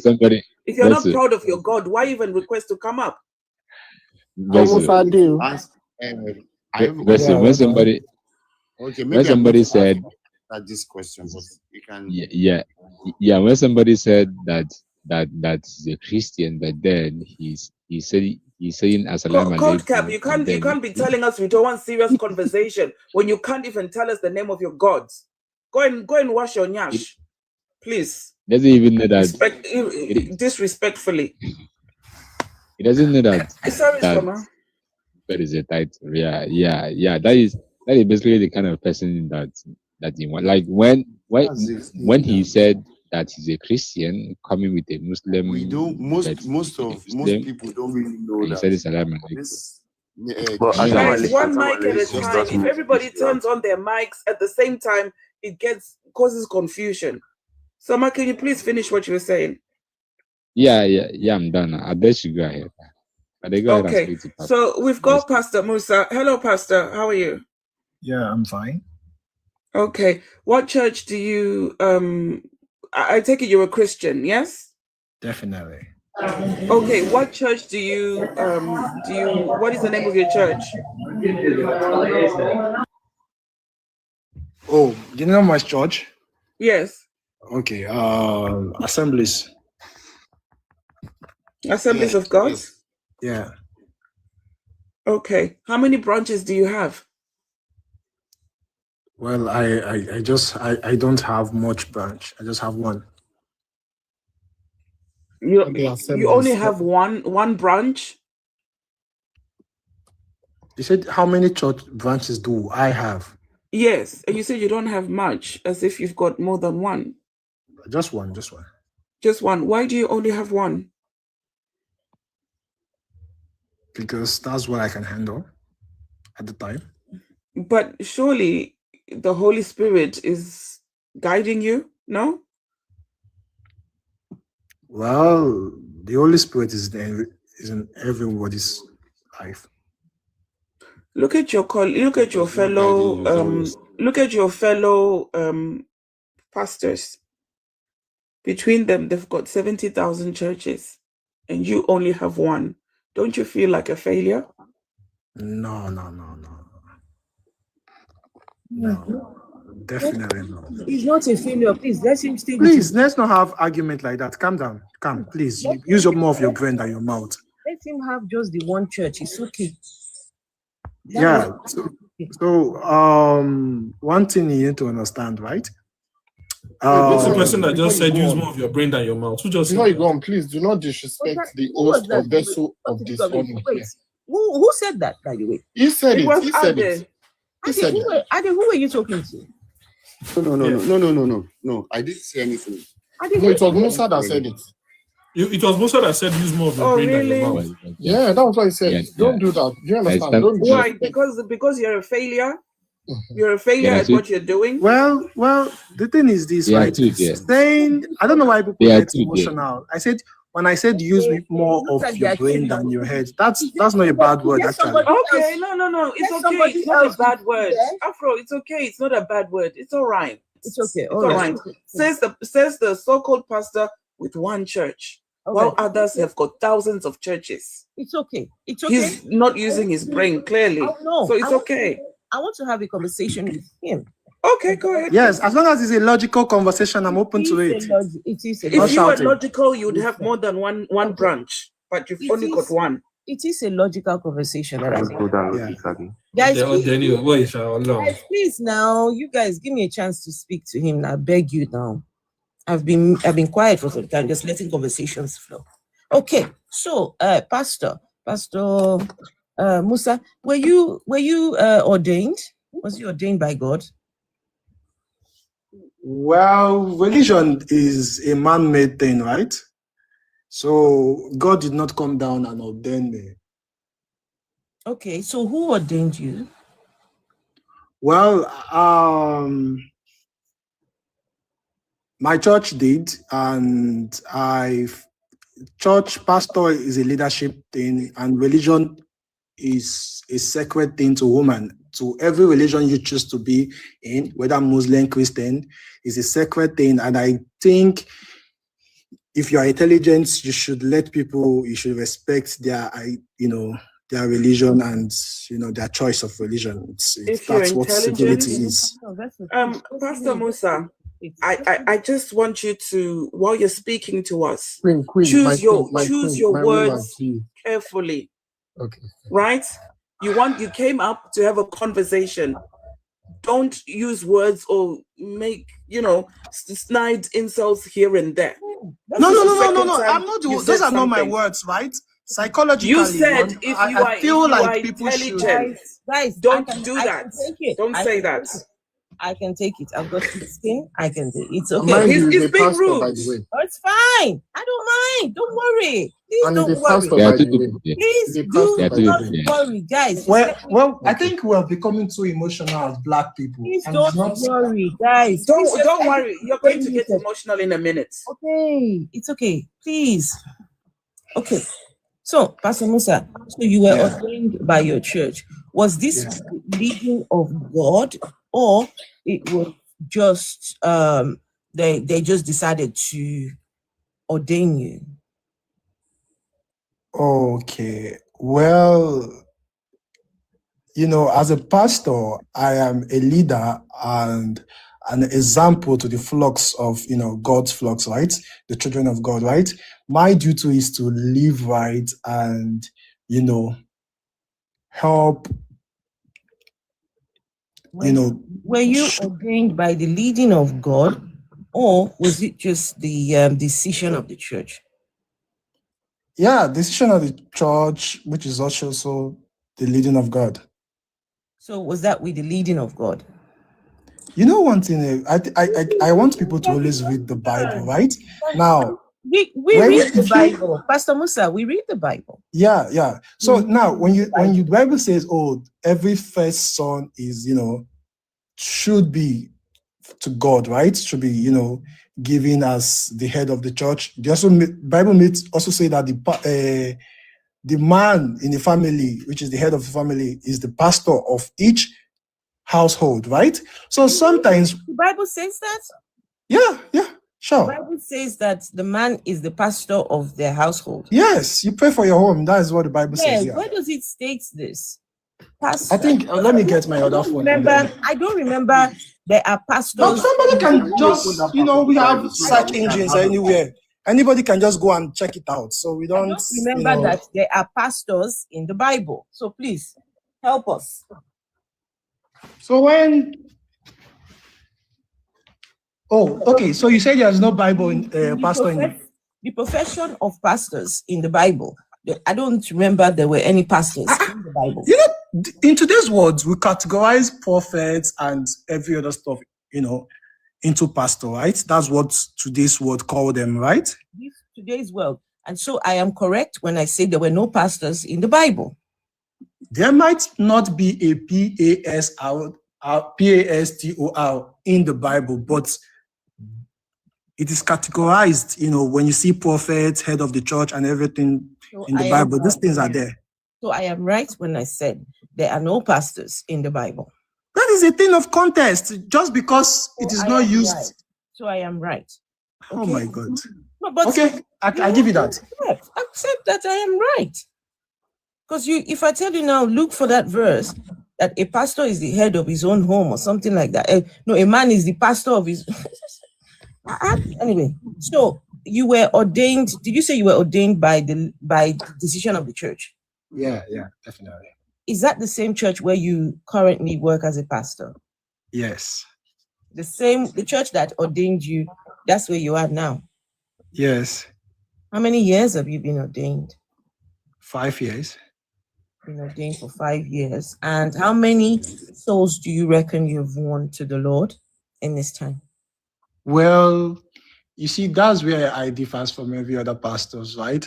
I feel like the best way to win souls is, is what Jesus Christ said, right? He said you have to be the light, you have to lead by example, right? So if I'm living a good life and people people see this light in me, right?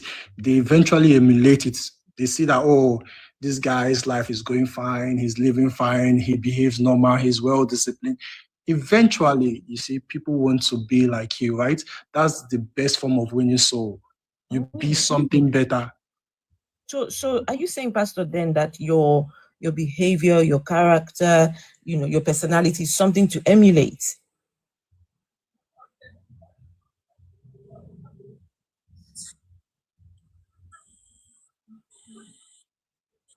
Hello, Mr. Musa, are you there?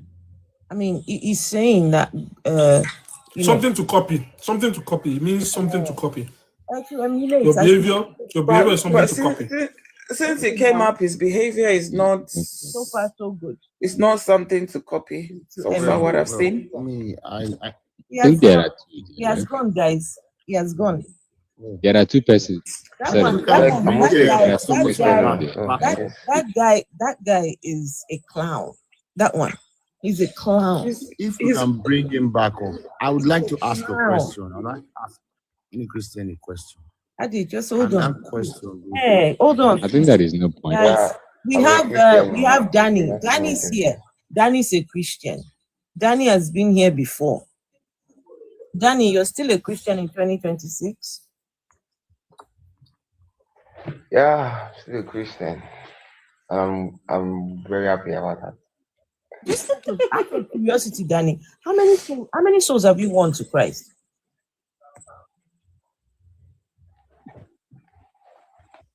No, How many souls have you won? Yeah, how many have you won to Christ? You don't do that. You don't do that. You don't do that here. Yeah, I haven't won once. You've won how many? I said I haven't won a single.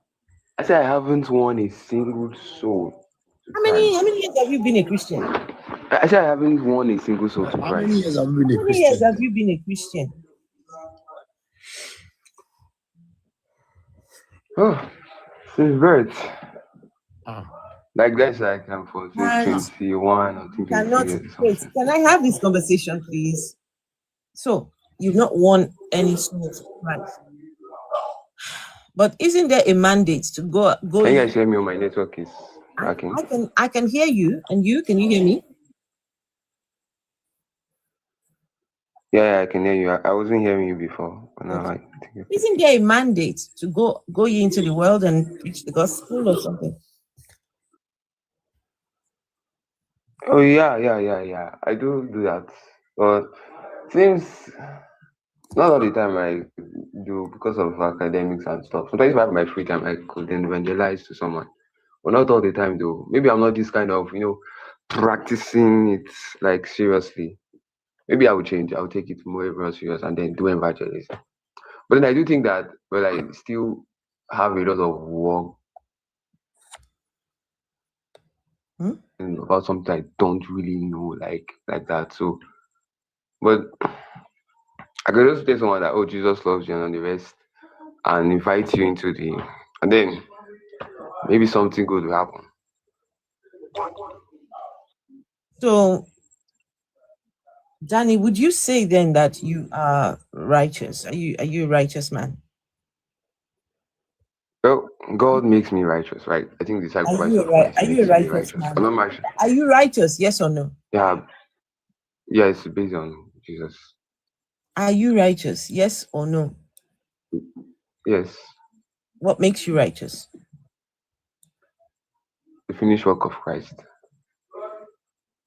But your Bible says you're not righteous. That your righteousness is like filthy rags before your God. Okay. So you are dirty. Yes, if my works, right?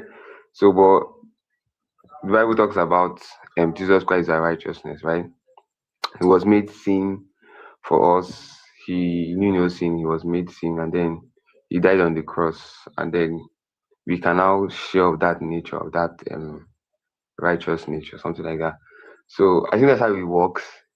I didn't say God did not say my righteousness. Like, how do I put it now? God didn't say Christ's righteousness is a deity. Like, yes, my righteousness, and that's why I clear to you. I say that I am righteous because of the finished work of Christ. I didn't say based on my own. If you say based on my works on everything, yeah, it's a filthy rag before God. Why? Because I'm in sin, right?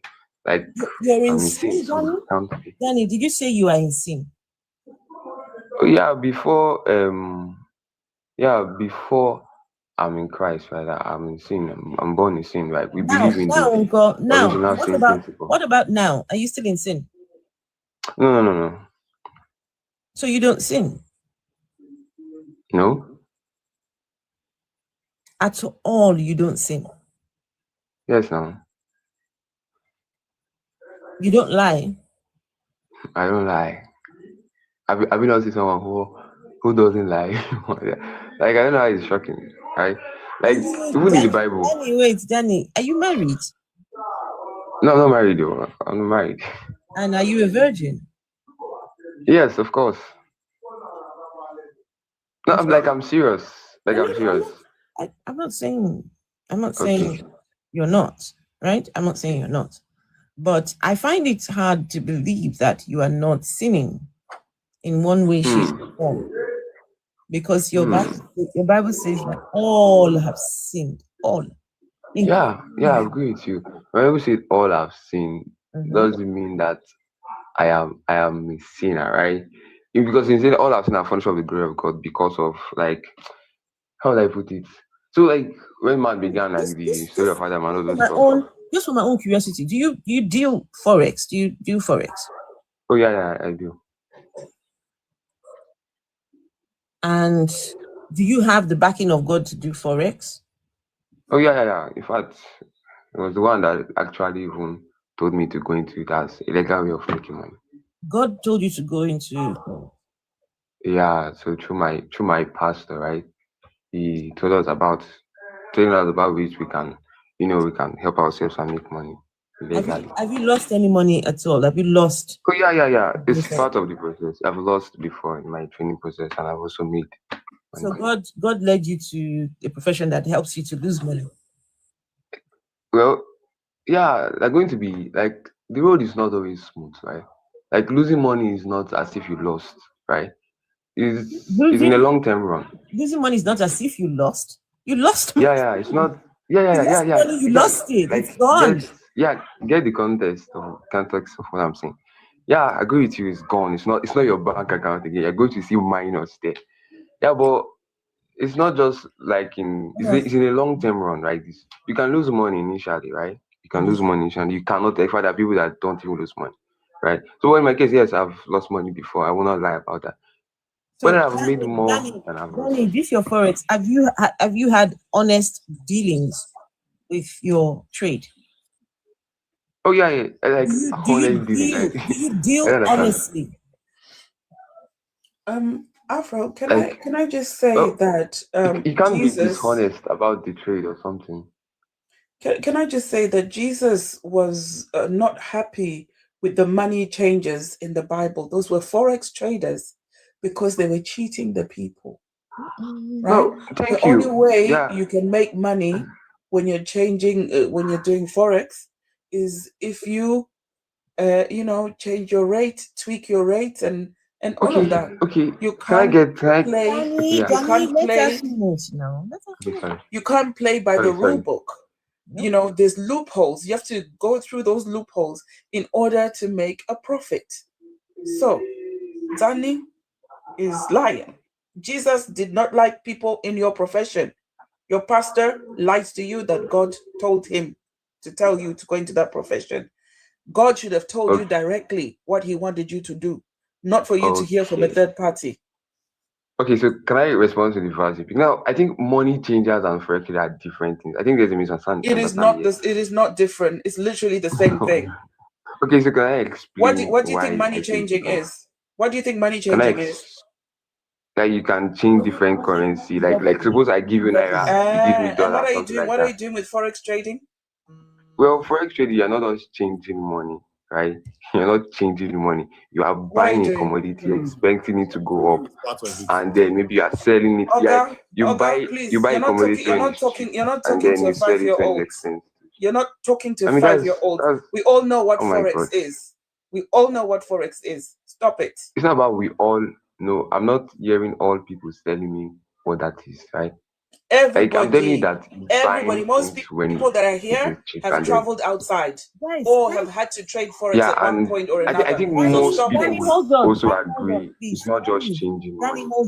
Hold on. People in the chat, I want to know from all of you, do you believe that to deal forex, you have to, can you be an honest person and be a forex trader? What do you guys think? Yes or no? Do you think that there will have to be some element of, things, doing some shady? What do you guys think? Yes, you have to be honest like Job. And then you're going to die. See? Thank you guys. Thank you for answering. Afro, I've just looked up what forex is, right? It says to me, forex is short for foreign exchange. It is the global, decentralized, over-the-counter market for trading national currencies. I don't know what this guy's on about. Yeah, what I say is that forex trading is different from that. I get your point, right? It's not as if you are wrong, right?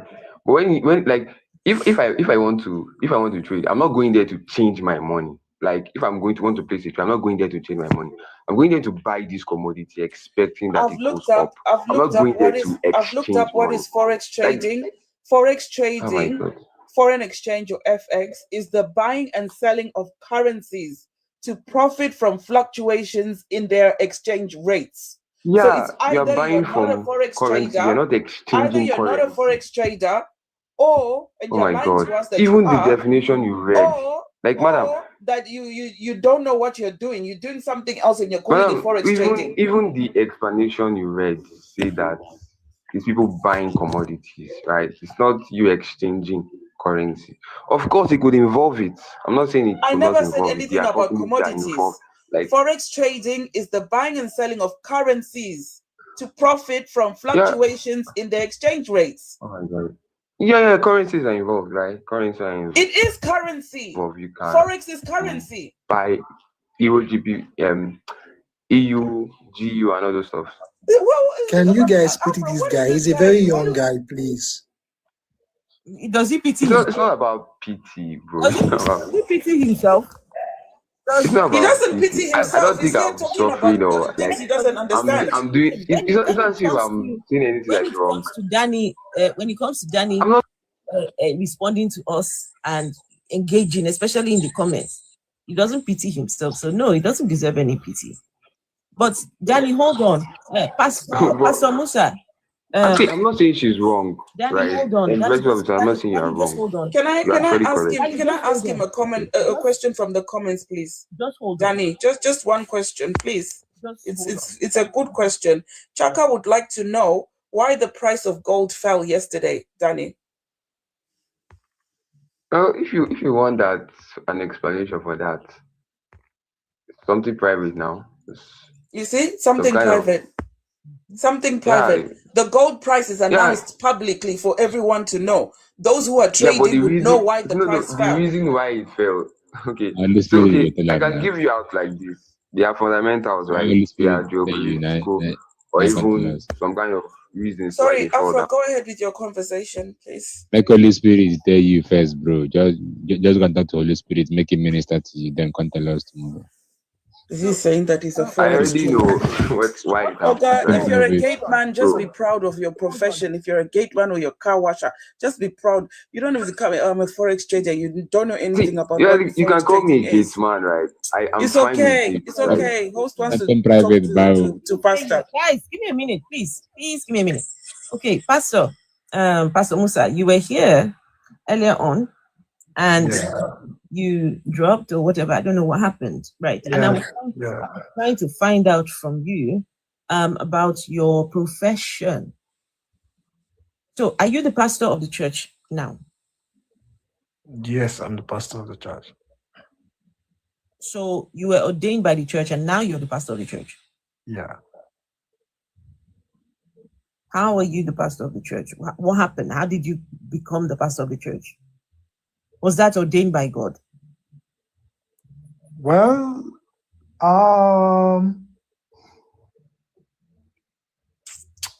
yes. Ordained by God.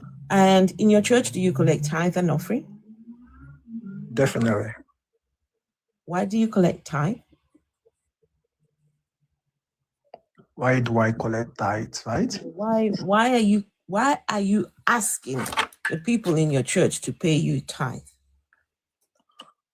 Well, I don't think it's right to, convince them to pay their tithes, right? To manipulate them just like various churches do, right?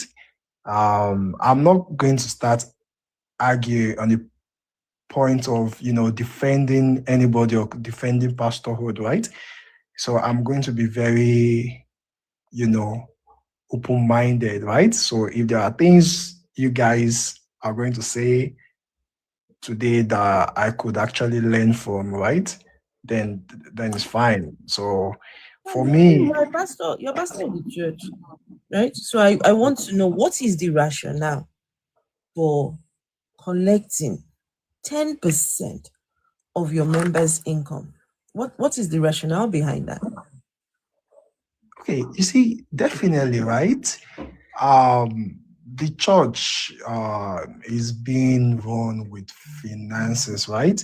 You need finances to run, the things of God, you get. So now, really, you need finances to run the things of God? Definitely, you need that. So why is it a thing of God then if you need finances? How is it a thing of God? If it is God's thing, then it should be self-sufficient. No. It's not. God have not always been that way. He has given us what he has given us, and sometimes he doesn't interfere with, God is not all sufficient. God is way all sufficient. God is not a physical being. He's not. He doesn't have flesh and blood like you. You're doing his work. Yes. You're doing his work. That is why it is called work. I have to put effort in it, right? So even as a father, right, I wouldn't give my child everything. Okay, so what is the rationale for collecting tithing, 10% of people's income? Well, how do you justify it? Well, okay, like let me use Daniel's Boala's word, context matters, right? Now, people need to understand that it's kind of contextual in the Bible that, people knew that they needed that stuff. Like it's a cultural thing, right? When I think it was with the Israelites, so they had to pay, 10% just because most of the leaders in the church, they are not working, they are focused on God's work, right? Like the people from the tribe of Judah and so, right? So those people, they need to eat, they need to be fed, they need to still do other things. Point of correction, they were not from the tribe of Judah, they were from the tribe of Levi. They were Levites. Was it Levi? Yes, you're right, Levi. Yeah. Right, Pastor. The Levites, can you explain? Pastor, the children of Israel paid their tithe. What was it they paid with? What did they pay their tithe? Definitely, they paid with their resources, their maybe the agricultural products or whatever thing they get from their farms and everything. Did the children of Israelites pay money at all? Well, I don't think there was any way in the Bible where it was indicated that they paid money. So if they didn't pay dollars money, if they didn't pay with money, why then, Pastor Musa, are you collecting money? Okay. See, the Bible was written thousands of years ago, right? And in as much as we still adopt some of the things in the Bible or most of the things in the Bible, things have changed, right? Now, you don't expect people to bring some of those perishable or whatever. And if you ask people to bring, their product, are they going to bring some of the sanitary pads they sell to the church? Is that of any use to the church? Okay, when did it change from products, right? Your agricultural products to money. When did that transformation happen, or when did that switch? When did that happen? That people now started paying money? Okay, again, I'll still use Daniel Brawler's word, context matter, right? Let's talk about the, okay, let's just look at it this way. Culture have changed, right? A lot have changed, and it is quite wisdom for you to change with. There are so many things in the Bible that was kind of contextual based on what was happening at that point in time. You get things change and evolve. Even the Bible tells us like to always evolve, like renew your mind, right? So we look for better ways to fix this problem. If we have problem with feminists, I don't have problem with churches who say, don't pay tithes. Tithe has never been my priorities, right? So I don't even preach at there are past churches. If that's the case, why are we still following 10 commandments then? Please, guys. Since things have changed. Wait, guys, please, just give me a minute. Let me I'll sing it down now. It should be a crime at this point for pastors to collect 10% of the people's money. Where they are getting this from, the people themselves never paid cash. These pastors, honestly, you need to go and bury your head in shame that you are collecting monies from people. Most of them don't even have this money at all. Right? And now I'm asking you, how do you justify this? What is the rationale for receiving this money, for asking for it, even threatening the people? When you talk about shall a man rob God? Yet, yes, you have robbed me. So, Pastor Musa, that passage in the book of Malachi that talks about shall a man rob God, yeah? Was that talking to the general public or a specific set of people? Specific set of people. And who were those people? Who were those people? The Israelites. No. Who were those people? Not the Israelites, sorry. Can you? A particular set of people. I think it was the Israelite now. These people, I'm sorry, I'm just coming into this. That's the question I just want to ask. Who are these people that Malachi chapter 3 was talking about? We know the Bible structured around Israel. So who were these people? You can just Ade, you're too low. Sorry. I said that.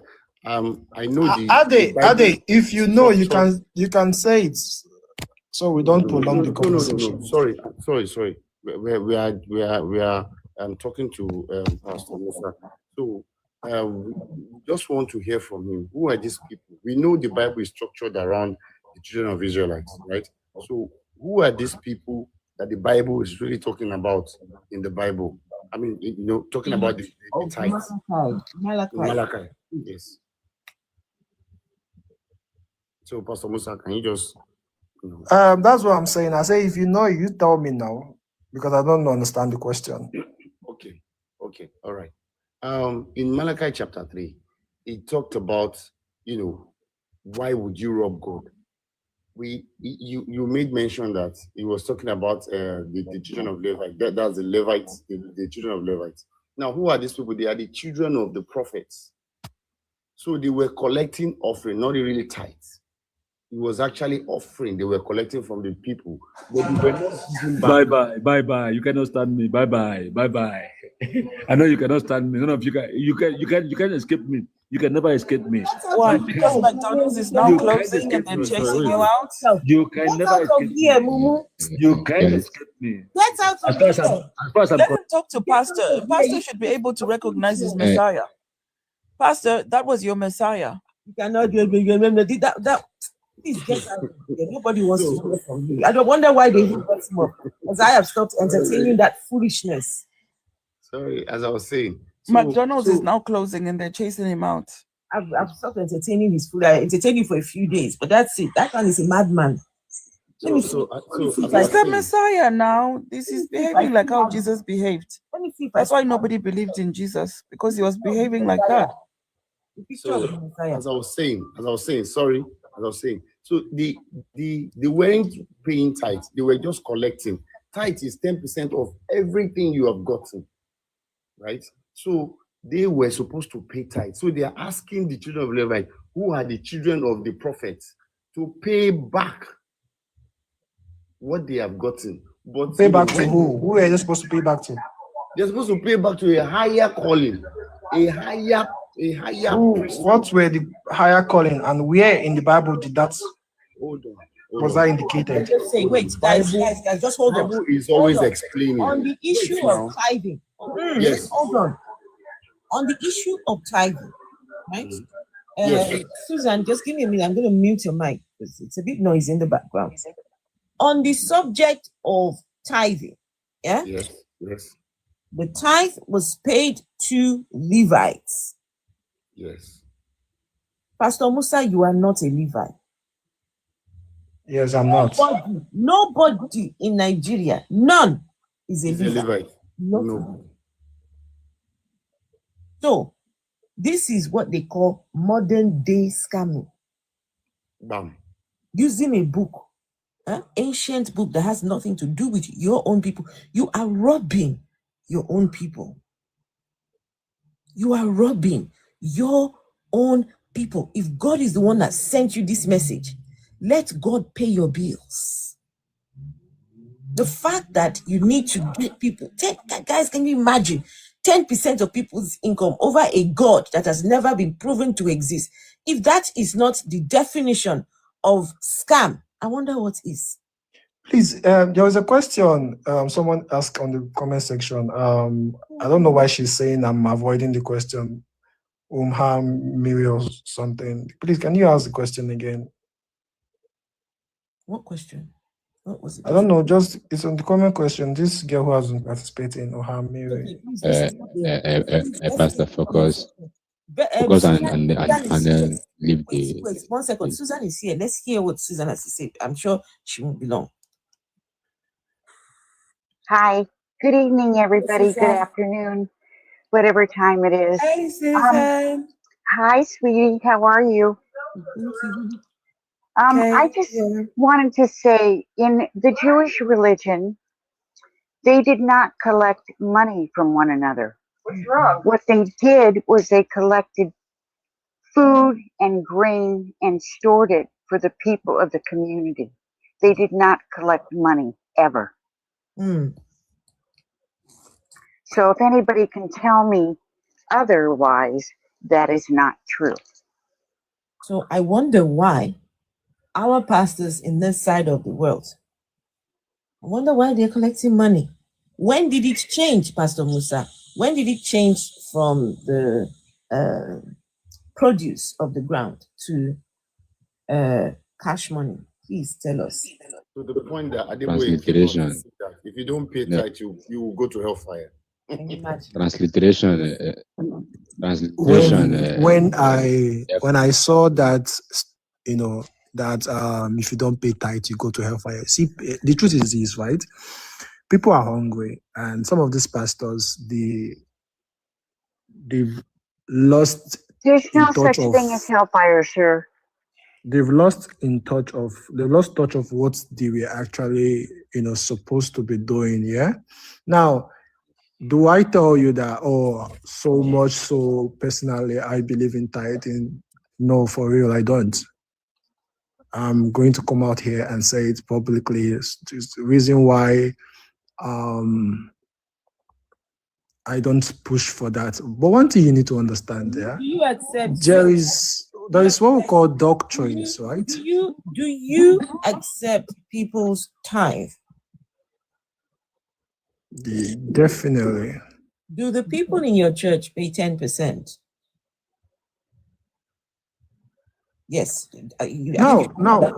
Now, can I ask, just very quickly, can I ask, do you have a list of all the people who pay tithe? So do you know who and who's paying? Why should I do that? No. Your church doesn't have the list of tithe payers? No, definitely no. So people can just pay whenever they want, however they want. Definitely, it should be like that. In your church? I feel like it's the right way everywhere. Like nobody should compel you or manipulate you into doing something. That's the thing. You don't know, because most of these churches they know who and who, and they know. And I think it's not right, actually. If you're paid in January, if you paid in March, they keep it. They tally. Keep it. See, let me tell you something. Yeah, I understand you being an atheist or whatever. I respect that a lot, right? Here we go. Just answer my questions. Leave me. No, I'm going to answer that for you. Gaslighting in 1, 2, 3. Gaslighting is about to start. No, it's not about gaslighting. Actually, I'm not going to gaslight you. I don't know. Maybe this is like, setting trap. No. I don't think I'm a young guy, normal. See, one thing you need to understand: we are all humans, right? And we have a lot of things going on in our head. I think people should learn more to focus on fixing themselves, fixing the greed, fixing their flesh, right? Can you just answer the question? I said it, gaslighting. He's trying to get to gaslight the average. Nobody is trying to gaslight anybody. To tell you that nobody is gaslighting you, and what you are saying now, what you are saying now, that people should fix in their head. Who asked this question? Hold on. Yes, we are trying to get people to receive sense because of people like you. You people have messed things up. You've damaged a lot of lives. I believe a lot of pastors have done that. Yeah, definitely. Including Do you know that when I was still going to church? when I was still going to church. I was paying tithes and I was in debt. Sorry, I have to drop you because I'm trying to speak. Just let me get my thing. I'm honestly going to leave you guys speaking. Look, if this God does not exist, people like this pastor here, they need to go and hold them responsible for all the monies that they have collected from people. Even if you're not mandating the people to pay it, why are you receiving it? Okay, doctrines, right? See, it is normal to, what fake doctrines? Those are fake doctrines. Those are fake doctrines. When you say doctrines, what doctrines? Did God give you those doctrines, or these are just your man-made doctrines? Is church not an institution? Are these doctrines given to you by God, or are they not man-made doctrines? Now, religion is a man-made thing. There you go. What are you talking about? Doctrines. So if religion is a man-made thing, and each religion, each church is an institution, so institution has rights to make rules and regulations that regulates the organization. And that is why when you say it is a crime that people should be arrested, it doesn't make any sense. Well, one of the pastors, what's his name? Easy. Not Jerry, is God, he's in my head. The one that paid 100 million to apply for presidency. What's his name? That didn't go anywhere. First round. That guy. What's his name? Tunde Bakare. Tunde Bakare, yeah. Tunde Bakare says to fix Nigeria, you should arrest all pastors, including himself. I think so. I think pastors are one of the problems. They throw you all in jail, including you. But I have a question. If for example, we arrest every pastor, how will Nigeria get better? Because see, let me be frank with you, Miss Afro, right? I think if I have to fight, pastors, right? If I have to, I feel like they are the problem. I thought you were a pastor. How are you fighting? Wait, no, see, do you know the problem with Africans most of the time, right? You come with a perspective and then you want to just attack. No, it doesn't work that way. You have to be logical and feel like, oh, is this person actually, sometimes because you want to fight, you fight people who are even in your side, right? So, and it doesn't really make sense. Pastor, what has she said? What has she said that is not logical so far? You tell us? Maybe she can learn. So I don't think she's against learning. Are you, Afro? No. So no, please tell us, what has she said? When I said some certain things and I said what I said, people who behave that way, it is not like I did not make a direct statement and say, oh, what you said is not logical. When I did that, you can actually interfere and ask me that. You get, I said sometimes people, like, listen to the word now carefully before you want to just make some assumptions in your head. What has she said that is not logical? You have not told me yet. Okay, Oba, I know. Wait, but you are talking to me. So who exactly are you talking about when you say some people? What are you? It makes no sense. You're clearly talking to me. So I don't know why you're deflecting now. People make us come, please. There is no way I would want to attack the host for real. Okay, I don't know. Maybe my choice of words. Wait. Okay, you know what? Just so that this conversation doesn't go all around the world. Right? So now you are collecting people's money. You are working for a God. Can you prove that God exists? Okay. Because Musa, if you cannot prove that God exists, if you cannot prove it, then I don't know who you're working on behalf of. I don't know who you're collecting money on. Okay. The reason why I was very patient. Pastor Musa, please, before you go on, I would like to tell you, please do not say we are alive, we are breathing, because my alarm wakes me up. Don't say God wakes us up from sleep. Not your God, please. Your Jesus. Okay. Please don't say it. Thank you. Okay. All right. Can you prove that your God exists? Because if you cannot prove that God exists, I hope you understand the implications of Sure. Now let's be frank, right? That's nice. Some of the manual we've actually gotten about God is from the Bible, right? So now, on the scale of 1 to 10, how powerful do you think the Bible is? Zero. It's a useless book. It's a useless book. Okay. Totally useless. Okay. It's 100% mythology. It's a useless book. All right. I'm going to have this conversation civil. People are saying zero. I'm actually being civil. Yeah. Yeah. Now you see.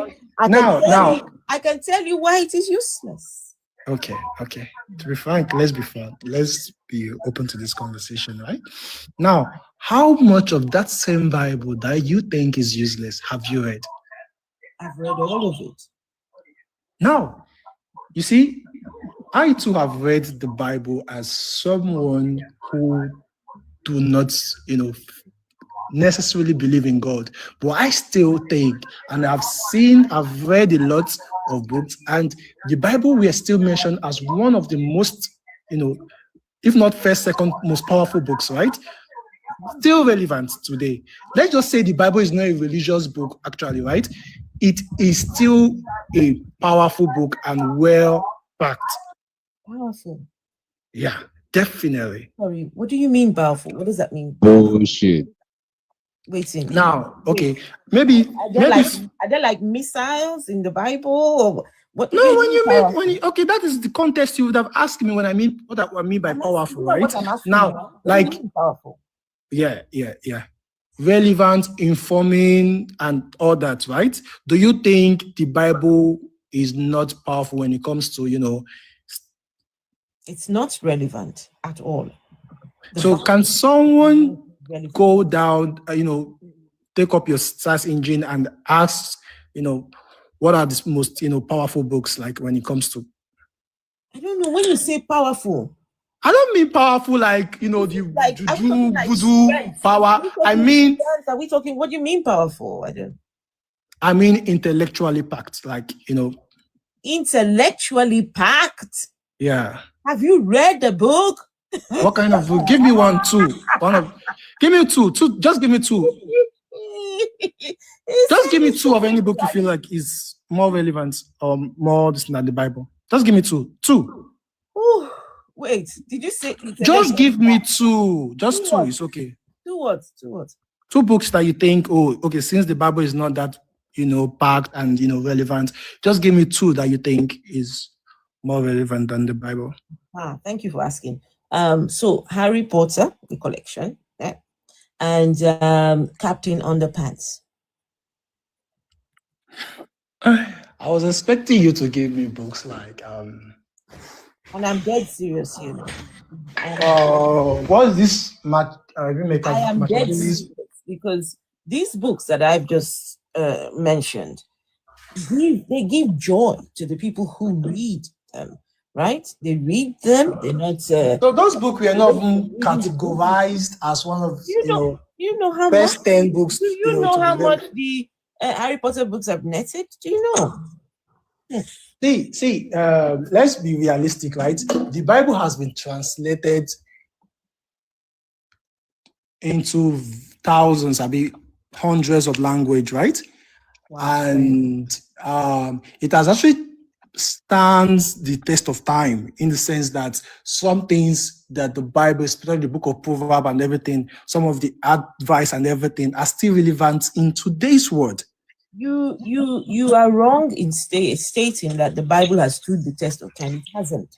It has actually. Okay, tell me how. Give me. It has not. It has taken various forms over the years.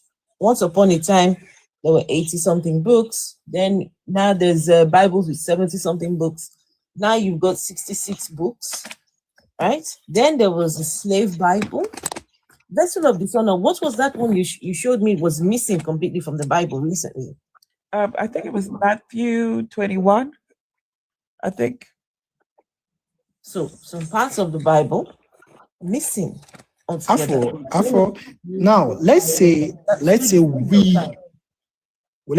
are both, we don't believe in God, and then we decide to read the Bible as a literally piece, right? Do you still think that the Bible doesn't make that much sense? Please, let's be realistic. At least we can decide to be anything and still be truthful. Let me tell you why. And I'm now going to be very truthful. Well, I have been truthful, but now you need to hear this, right? So when you have a book that is talking about talking snakes and talking donkeys, that's something that has never been seen to happen. So we already know that that is fiction. But the book is making, making it look as though that it's, well, the Bible didn't make it as though. It's the people who read it that actually make it as though, right? But when you have things that like talking snakes, donkeys, you have people making claims. You hear someone like Moses talks about speaking to voices inside a bush. Moses goes up on top of a mountain, 40 days, 40 nights, no food, no drink. Comes back and said he was speaking to a voice up there. Then we have a young girl who was impregnated by a ghost or a spirit or whatever. I don't know what it is. Okay. But please, I want to ask you this question. Have there not been archaeological evidence to some of the things that happen in the Bible? No. Zero archaeological evidence. What you call archaeological evidence have been debunked by archaeologists. The Dead Sea wheels. If you have any archaeological evidence, the ashes. I mean, Zeus. Let's just have this discussion civil, right? Okay. Civil now. Please, I want to use my search engine currently because I've seen a lot in terms of both the whole Noah's Ark and everything, right?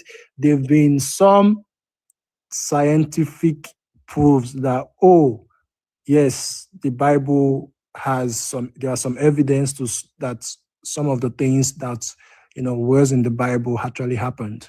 For your own sake, I would suggest that you do not use the Noah's Ark as an example for your own sake. I'm coming. Let's Pastor Musa. Hey, look, let me just get for it your right. own sake, I would Just search suggest. for archaeological evidence. Hold on, please. Okay, sorry. For your own sake, Pastor Musa, I would suggest that you don't even go. Let's not even do that. Noah's boat or whatever that is. But if you want to do it, it's okay. I don't mind.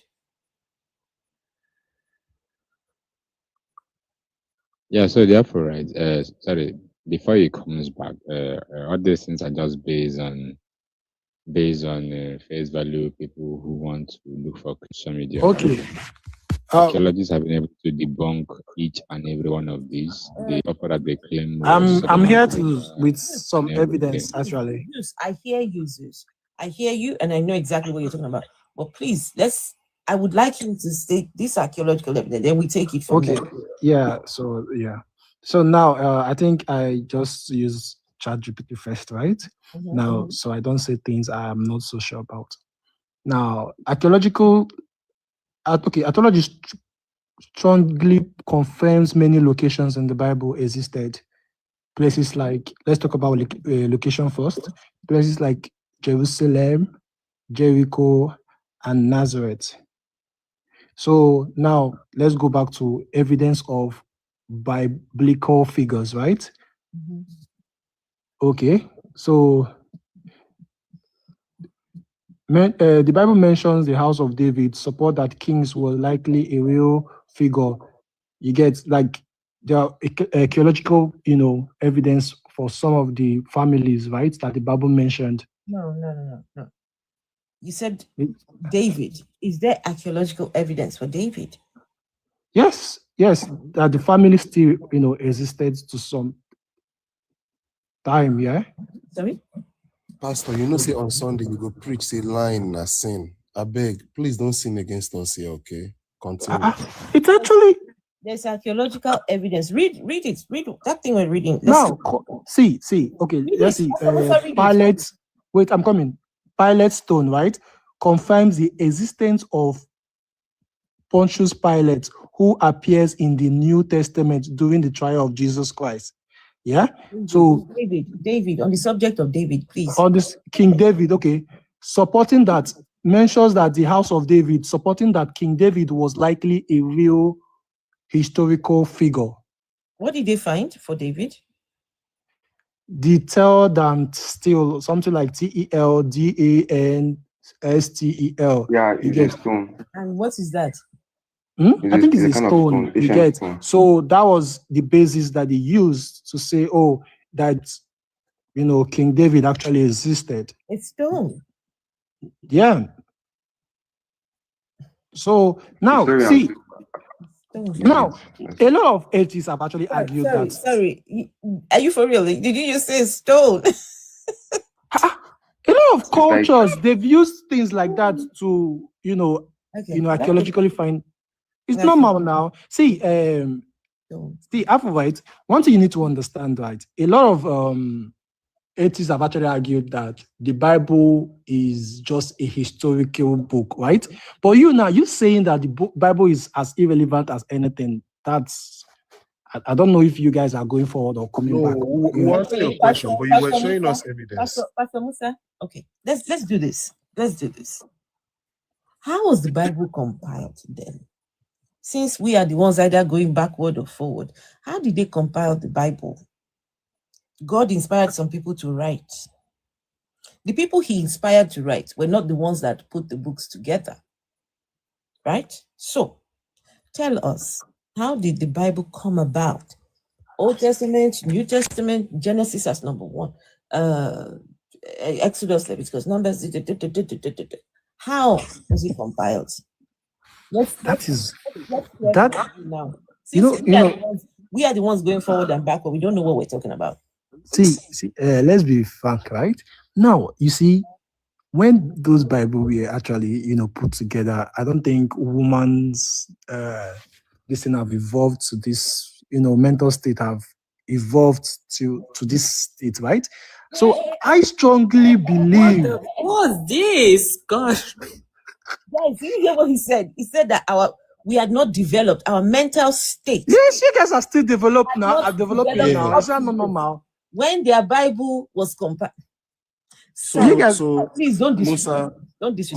Musa, I beg, don't go there. Don't disrespect. See, the truth is this, right?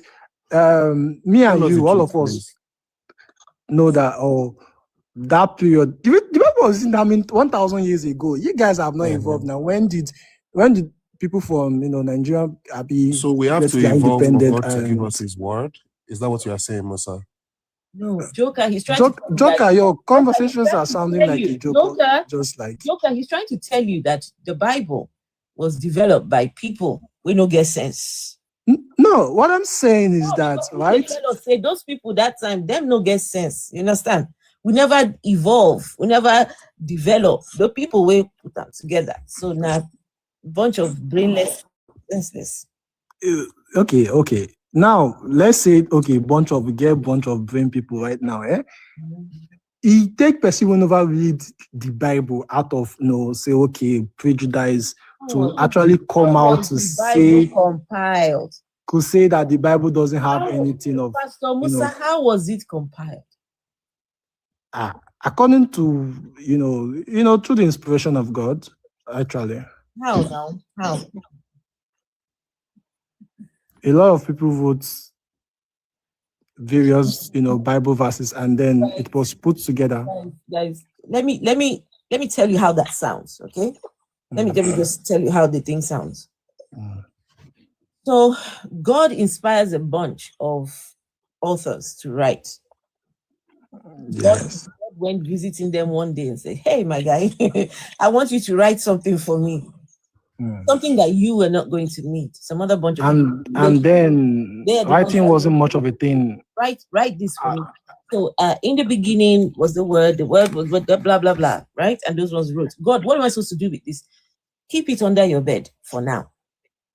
Then another bunch of people, God now inspired them. Say, look, that guy that I inspired to write that book over there, he's no longer here, but his book is under his bed. Go and get that book. Get the other ones and that ones.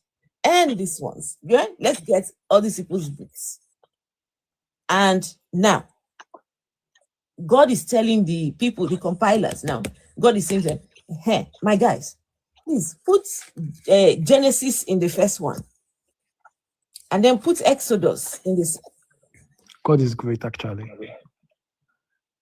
Okay. Now, in the New Testament, right, you would discover that Jesus Christ actually talked about things that happened in the Old Testament, even when he was tried in, when he was fasting 40 days and 40 nights. Do you know Please, why that is? can I finish? Do you know why that is? I have a question for you. Do you know why Jesus spoke from the Old Testament? He spoke from the Old Testament, right? Now, because he was Jewish. As do you know why? You don't even try to answer. Try. So he was a Jewish man reading from the Old Testament. The Old Testament is not a Christian book. Old Testament is not a Christian book. That's all I No. What is it? Jewish. Just told you. Jewish people. It was a Jewish book, right? They call themselves Christians in the Old Testament. I've never heard this one before. I've never heard this one before, Joker. I never hear say what happened. Say the Old Testament never Christian book. You never hear you never seen a Jewish book before. The normal thing saying that when Jesus Christ come now, Jesus Christ don't even go when they name us Christians, right? What is it? Sorry. No, we are asking of the Old Testament, not Chai. Pastor Musa. Now, Susan, what Susan said, she's right now. Joker. And then you're asking you when she said it, you ask her again, right? Like, Pastor, I like you have to play with our feelings, or like the Afro ask you how can you prove God exists, and that is what Lord led us here, and still you haven't proven that God exists, bro. Like, just go back to the topic. Zeus. See, in every word, in every creation, right? Zeus, there is a creator. Pastor Musa, please hold on. Zeus. This man is working he's working for God, though. God has inspired him to be pastor of the church that he is pastoring today, where he is collecting 10% of people's income, collecting offering, collecting all the monies. Yeah, God inspired him. But meanwhile, prove the existence of the God. Can you see where we are going now? We're going here, there, everywhere. Yes. Not able to prove the existence of this God. So you go see use ChatGPT to prove the existence of God. Okay, now I'm waiting. ChatGPT is very soon. So, Pastor, one simple question for you, right? Do you know that something can exist, but then that thing is not real? Do you know that? Pastor Musa? Can't you unmute your mic? Please, I can add me Let me help you. Please unmute your mic, sir. He's muting me. I did. I did. I think it was me who did. Yeah. Okay, I'm not actually a pastor, right? So okay, sorry. So I just come here. Pastor Musa, I knew already from the way you were speaking that you couldn't be a pastor. It's not possible. Oh my God! It's not possible. But are you a believer though? Because I don't want to be I'm speaking to somebody who, Pastor Musa? Yeah. Are you a believer? Now, I'm a believer, and this is where I believe. So I believe that a time has come, and the time is now. Why did you lie to us? When two worshippers will worship God in truth and the Spirit. Lie to us. Why did you lie to us? I already knew because I'm a liar. Like, I'm just as liistic as you. You're a terrible person. I'm just as evil as you. So, Pastor, you're a terrible person. To lie to people and tell them that you're a pastor, you're a very, very nasty human being. Yeah, But definitely. That's what I do online Pastor, here. I'm wait very though. nasty person. Pastor, wait now. Pastor, the question we may get for you now, so now, as you have done this, would you go and kneel down and ask God to forgive you? No. Well, my God is all merciful, right? Yeah. So not to you. That's not not to even you. the question I asked. The reason why He I has asked been you is merciful because to everybody. wait now, Pastor, wait now. The reason why I asked you is because now you have lied to us, right? You've told us now that you are not a Now, pastor. I don't even know why Wait someone now. Wait, Let Musa. Jokers speak. Let Jokers Musa, 2 seconds now. Musa, if since you don't lie to us now, how we take no see all the thing where you did talk since not be lie? How we go take no? How would we know that you've not been telling us lies all the way through? Joker, all liars shall have their parts where? In hell, the deep part, the hotter part. Shall have their parts in the lake that burns. So you guys wanted me to be a pastor, really? No, you are missing the. Tire for these people. Stop using your lap to cover it. Answer Joker's question. Wait, can you stop that? That we wanted you to be a pastor, like we give a shit? Like we. So like you can already call a pastor, right? What is wrong with you? No. Pastor, I'm as pastor, you know. Pastor. I'm as confused as everyone here. You know, I know we want very, to answer. very good defense. And then you confused for you, okay? Yeah, we successfully confused confused you, right? No, Joker. So, Joker. Sorry. You are the only I didn't hear confused you. person here, Pastor. Like you. Yeah, you are the only confused person here. You don't even know if you're a pastor. You don't even know how to prove what you believe. But You don't I'm even not a know. pastor now. He reached to prove God now. He denied I'm not saying- pastoralship. I'm not saying you're a pastor. I'm pointing out the fact You should that go to my profile. I'm just a normal troublemaker here. You are the only person that is confused in this panel. All of us knew what we are. Nobody believes in God here, right? Only you believe in God, but then you can't prove the existence of that God. So that is Even the so-called atheists believe in something. You all do, but you've not I believe in big emancipated your nash. mind. I believe in big nash, bro. Do you have any big nash for me? Like I I believe in even big myself, I nash. love big nash. Pastor, so what do I believe in as an atheist? Big nash now, bro. Pastor, don't Joker, I believe in big nash, Joker. You can go. Oh, my brother, how mighty you sure? I'm not gonna lie for you. Yes, for life. Where you come wrong go now? Why you be saying that when me and one Yeah, I ask think question wrong go? you see that Joker, the guy doesn't know what he's talking about. Like I think I figured out from before when they were asking him question from the Bible, when he said the house of the Levites, then he said the house of Benjamin and Jacob. When before Vessel corrected him, I said no, this guy doesn't. If you're a pastor, then you should know. You should have known the what is it called? The Levite, right? So yeah, basically, I know that just confused us. But he's been lying all this while, like with so much confidence. But when it got to defend your God, he just stayed quiet, and now he's debunking that he's not a pastor. Just get out. Umari. Yeah, is a Umari. Oh, hi. Yeah.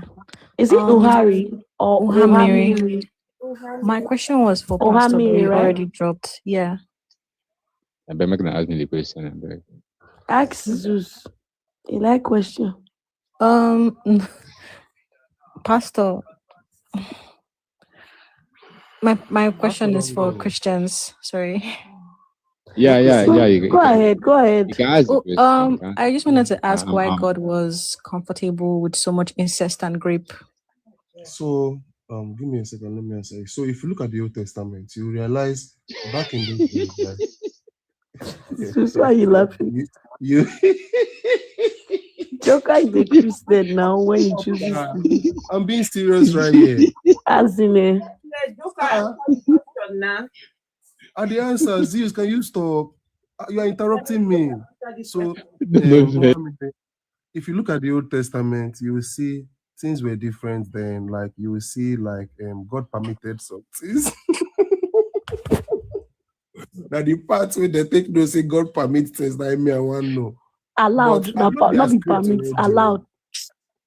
Now permit they go talk or allow actually, correct. And they will say, but it's all according to the plan of God. It was according to his perfect plan, right? So you might be getting it wrong, right? Mary. Like according to you, you might say it as what you are saying, right? But it's not exactly what you are saying. It's bigger than what you think. But Joker, it was explicitly written there. Abraham married his half sister. I don't understand what you're saying.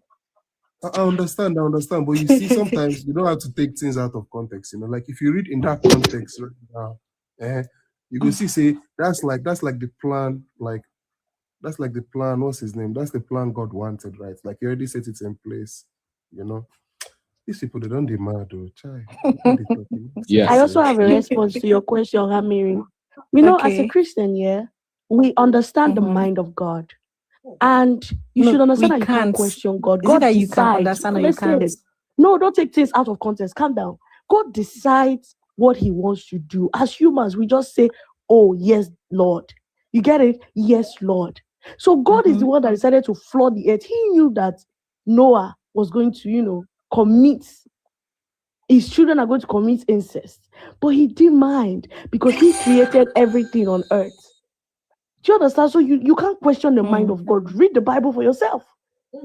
I did read the Bible for myself. That's why I have this question. No. You took it out of context. Okay. Take the spiritual line.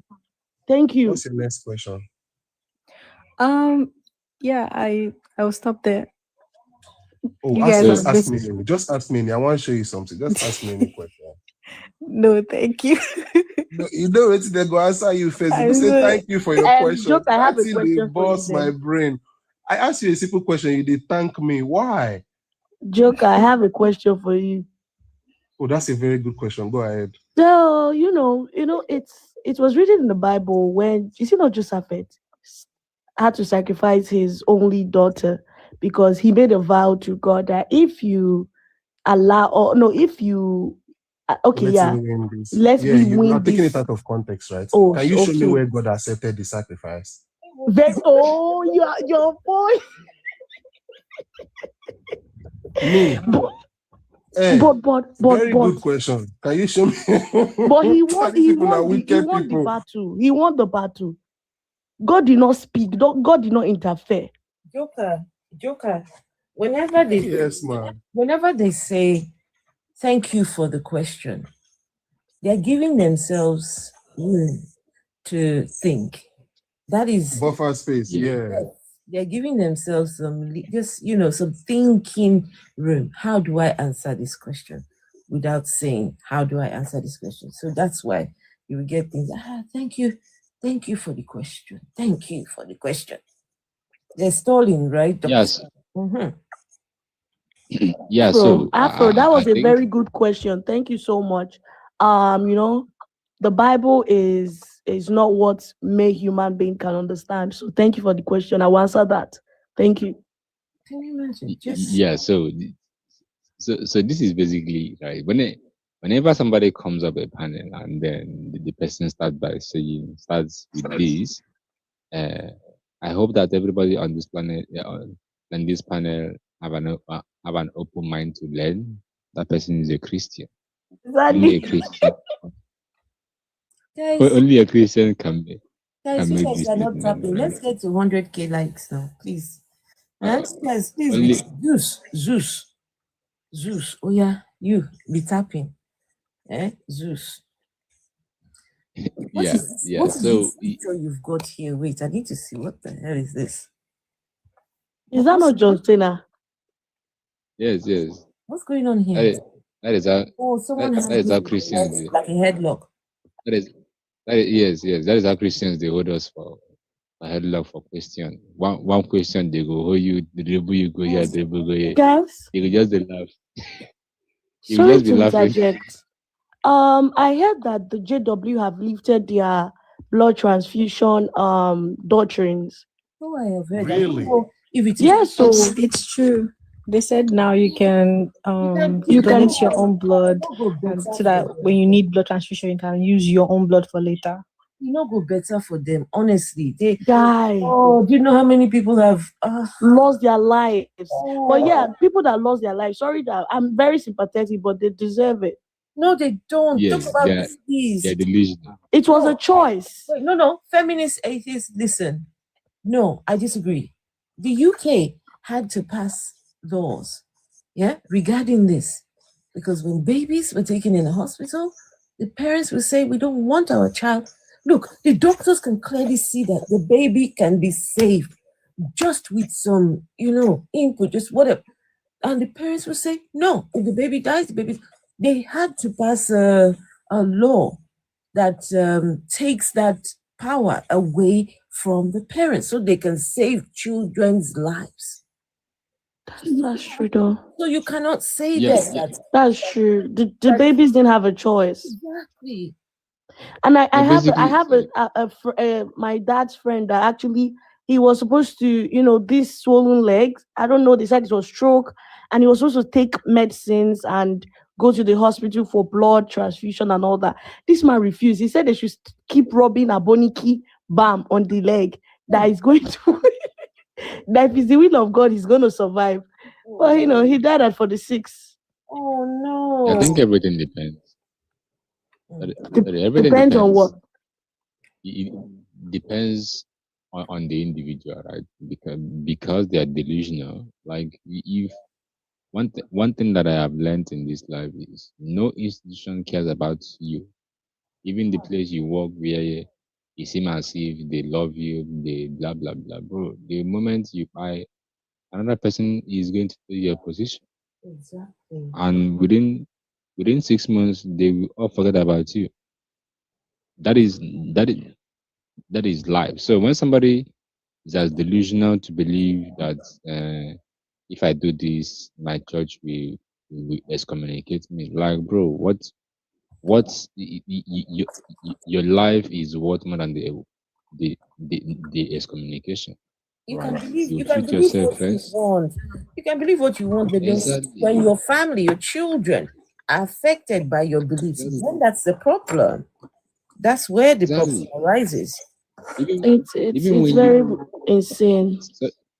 Even when you serve, and that is why I say these Christians are hypocrites, right? Because you are supposed to die for the cause of Christianity, right? You are meant to be persecuted, right? Why don't these Christians go and call out these terrorists kidnapping Christians in the north? Because they know that their life is more precious than they think that their life is precious than those, right? And they don't want to die. Like, this is basically the when I say the paramount purpose of life is just to survive, because everybody is terrified of death, right? And then they come up here and say that no, that is nobody really wants to die on the grand scheme of things. Forget those we know about those going through terrible sicknesses, illnesses, cancer, blah blah blah. Deep down, they still hope for a miracle to happen. They are terrified of death. So anything that would jeopardize your chances of survival, right? Tie you to belief, tie you to whatever, right? Let's go of those things first and survive. Like, if go ahead. Okay, but Afria, why was there a doctrine like that? Was it something related to the Bible? Yeah, basically, I think it's almost. I don't know. I can find out. Is it just blood? Is it just the blood transfusion, or the organs too? I think they can't put another organ in them. Just Why the blood transfusion? Guys, just very quickly. Uhamiri, tell us a little bit about yourself. I was scrolling past, saw you were live, had a little, listening in. Tell us about yourself, my love, and how have you come to be where you are when it comes to the believing or lack of believing? Ask me their priorities. Zeus, nah. My page and my live stream is mostly directed towards feminist content. I'm trying to change the narrative of what feminist is about by shifting it away from marriage and relationship discourse. And part of that means having to deconstruct from religion. But I've had a long journey for my deconstruction because I grew up Christian in Assemblies of God Church specifically. That's why I wanted to talk to Pastor Musa, right? It just never made sense to me. One of the biggest things I could remember was the pastor of the time telling the church members that he wanted to retire and he needed the church to contribute money to build him a 5-bedroom duplex and buy him a befitting car for his retirement. And that was at a time when we had a lot of widowers in the church that were looking for funds to send their children to school. Then I remember a time when one of the deacons was in an accident and the pastor came and said we should pray that God was going to heal him and he was not going to unalive. And then eventually he unalived, and the shock of that unalived his wife as well. And the kids were pretty young, but the church did not seem to care. The pastor just came and announced, oh, probably it was his time.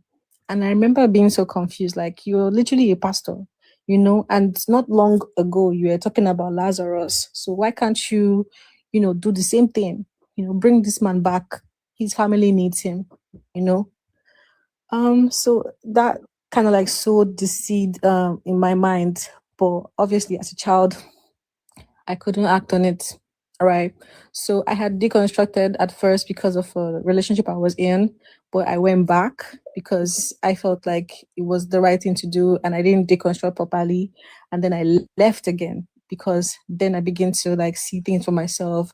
I went back to read the Bible and I'm still rereading it now just so that my arguments when I'm discussing the Bible can be very solid and grounded. So yeah, that's a little bit about me. And so what made you decide you want to start speaking about feminism and particularly taking the subject away from marriage and relationships? Yeah, because a lot of people think that feminism is just about relationships, about marriage, about how to navigate these two things. But there are so many different things that need to be discussed. We need to discuss gender pay. Sorry, darling. And also, do you find that when they talk about feminism, a lot of people think that it's misandry? They think that it's a hate against men. But that isn't the case. Is that some of the sort of narratives you're trying to change as well? Because people when they talk about feminism, I don't know what it is. Why misandry is just in my personal opinion, a very silly concept because there is nowhere in this world that misandry equates misogyny, right? Misandry is more like when people talk about misandry, it's mostly women who have made the decision to like not want to get married or not want to have kids or are very vocal about their opinions when it comes to the patriarchy and things that affect women's lives, right? And so my decision to be vocal with my or to take my feminism from this angle is because there are so many other things we need to discuss, like medical misogyny. That's very, very important. The gender pay gap, that's also very important. I like to tackle systemic issues because really relationships and marriages are like the least of our problems. The least of our problems, You have situations where women cannot get proper medical health care because they feel like abortion is a sin. And, Nigeria as a country has the highest maternal mortality rate in the world. Like in the world, we are at the top and still we are producing children every day. As a woman, you have less of a chance of surviving childbirth than any other thing that happens in Nigeria. So we need to talk about things like that. We need to talk about gender pay gap, the fact that companies don't want to employ you because of the potential for you to get married and start having babies and create a vacuum and that will lead them to give you maternity leave. And in that space, there's nobody that fills up your position. You know, these are very important issues. We talk about the fact that we don't have representation in politics. In the House of Senate, there are only 3% of the population of the Senate is women. Wow. And those women are not even on our side. They don't care about us. The only person we even remotely hear about is Senator Natasha, and that one doesn't even care. She barely cares about us. The only reason why we hear from her is because of, you know, the her issue. Exactly. That's the only reason, really. What happened? We have an entire ministry dedicated to women affairs, but what are they doing? Because in this year alone, we've had multiple rape cases reported, but nothing is being done. Even down to like earlier today with the Ozoro festival thing that is happening.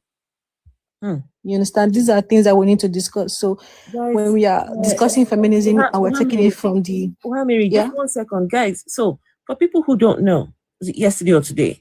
A festival took place somewhere in the Delta State. Ozoro, I'm active. There. A festival. And they told girls, do not come out after what time? Was it 12 or what? PM. 12 noon. That if you come out, we will RAPE you. And these guys were just grabbing girls and doing things to them. And they said, yeah, but we told you not to do so. What are you? So yeah. I mean, it's trending at the moment. It's a conversation that people are having. Yeah, but very quickly, can I just play for you a pastor's just what a pastor said right recently. Just listen to this. Let me see. Increase this volume. The prayer for help and the prayer for mercy. Or let me say two, that God will not overlook. The prayer for help and the prayer for mercy. I just asked him, Lord, please help me. If this is true, give it to me too. I was still saying it. I started speaking in tongues. Then the people that did that told us to go back and pray for 1 hour. Oh, no. This is not the video. So it's not the video. The video I'm looking for is when he's telling his church members that, look, you guys need to start having many babies because the children at the church of tomorrow, pastors need to have babies because the children are the church of tomorrow. Just give me a minute. I'll find it. Please continue, Uhamiri. So another reason why I deconstructed from the religion is because I cannot, with my logical mind, serving a God that considers me as plunders of war or gifts to men for unaliving, mass unaliving people. A God that doesn't protect me, love me, care about me, or values me, doesn't even acknowledge my existence. The book of Genesis details several instances where we are gifts, like to give to men as per we are basically less than property. And you want me, I don't dislike myself that much. I love myself so much. So I don't think I want to practice a religion that doesn't love me. So that was another reason why I deconstructed, you know. So yeah, I want my feminism is just tailored to accommodate more systemic issues and not necessarily love, relationship, and marriage, because that is really the least of our problems. We have much greater things to face than this very redundant religion and situation. You know, yeah. Guys, please follow her. Right, please give her a follow, and if that's Thank you that interests you, please. These are the voices that we need to, to loud, make their voices louder. These are the people that are going to change things, right? Some of us, me, what can I do? Me, I just do my own little thing. But the younger generation, these are the people that need to be put out there. They need to be put at the forefront. I mean, everyone's doing their own part. So, yeah, we need to encourage each other. And I appreciate what you're doing, Ohamiri. Let's hear from Dr. Thank you. Let's hear from Dr. John. And hey, Raskilo.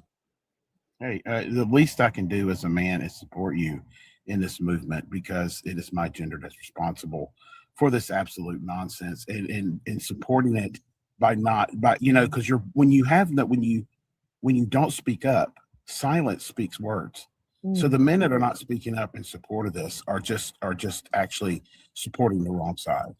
So the least I can do is support you in this, because I cannot relate to what you're going through, especially as a woman, but I can at least try and understand it and support your movement. And I really appreciate you I thank you for doing this, not for me, but for my daughters. I have 2 daughters that have this mindset that they think they should be equal, and they should be. To me, a feminist movement, and you guys correct me if I'm wrong, it's just fighting for equal rights of a man. It's not trying to take rights from men. It's just saying we deserve these same rights that you have. And this nonsense Bible gives them fodder for their arguments to say, well, God says that men are better than women and women are 3/5 of a man, so therefore it should be. And this is why it's a problem that when people look for confirmation of their empathy patterns in these books, they're also looking for confirmation of their apathy patterns too. So I really support you. I gave you a follow, and anything I could do to help you to get this message out, because we as guys, when we support this, what do we get called? We get called simps. You're simps. You're simping for women, and it's just a way for men to hold on to their power, because they have it. That's why we're having this conversation. Zeus, you are busy.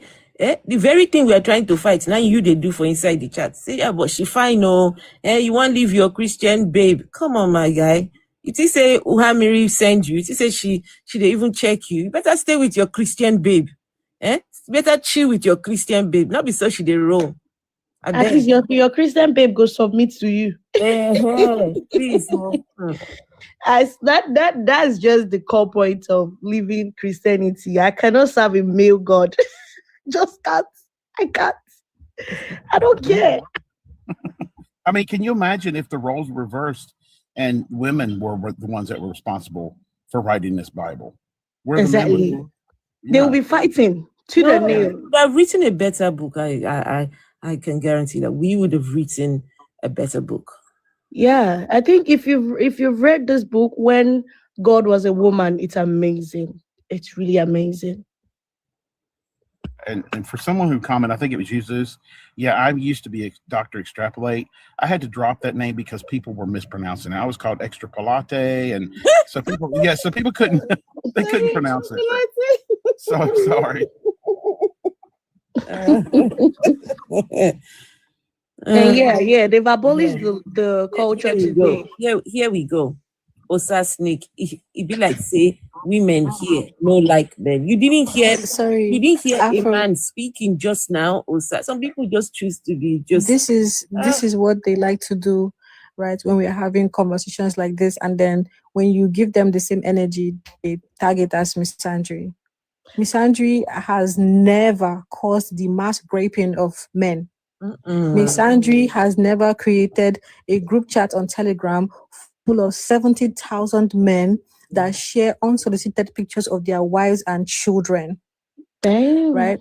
Misandry has never drugged. No misandrist has ever come out and admitted to drugging her husband, and for years inviting neighbors, colleagues, and friends to rape him, and then take those pictures and profit all of those things on porn sites.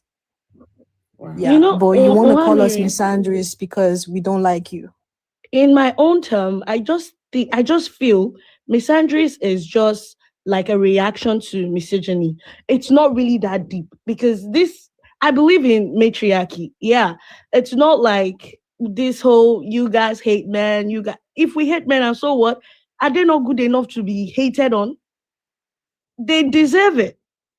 I'm in Ozora at the moment. If you see the amount of men outside yesterday on top of Grape Festival, I was shocked. And they be coming to my comment section to say not all men. Festival? Is it a grape festival? That's what I've been seeing. Okay. No, it's not a grape festival, but it's more like that's the name they've attached to it now. Yeah, if a woman is found outside, they'll rape her.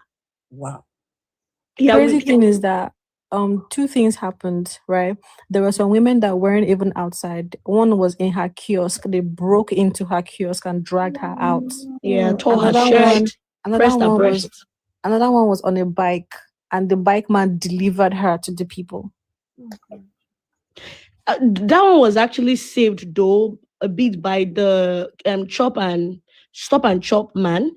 We were at the King's Palace today, and the king actually ordered for the arrest of the chief priest.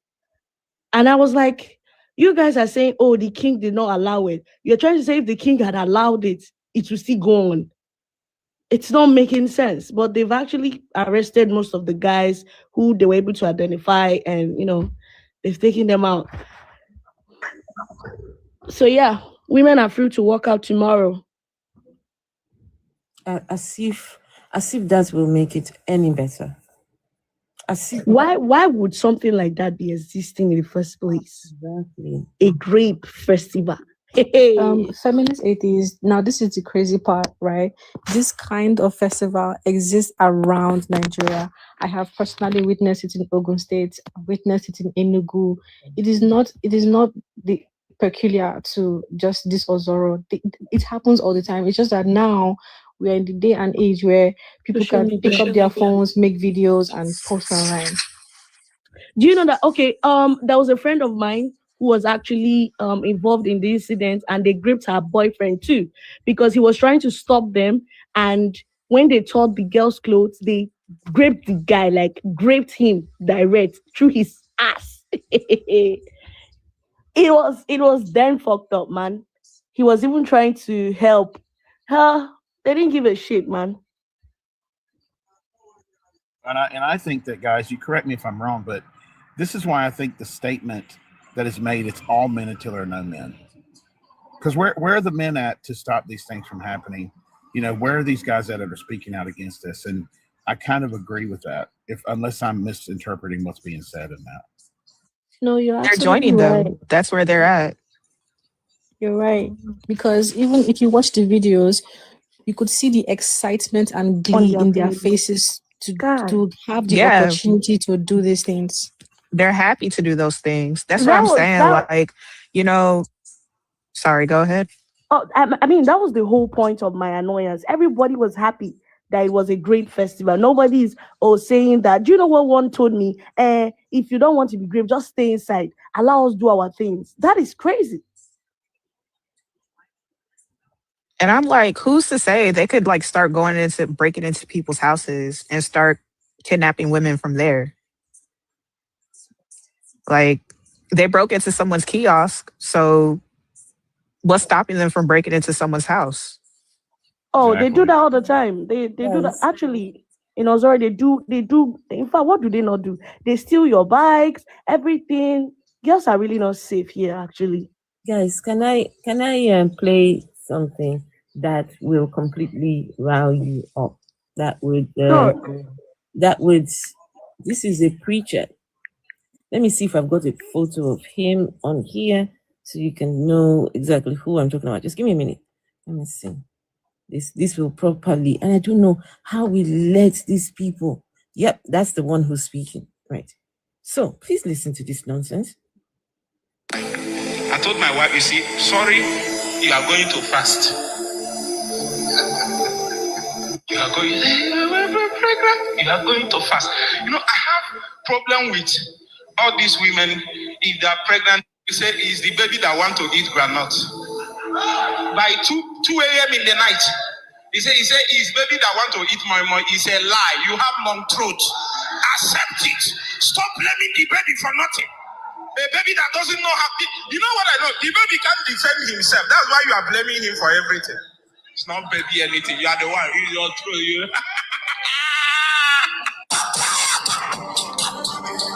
Welcome to Paraketos Media TV. So you guys heard that? Can you imagine the ignorance? Yeah.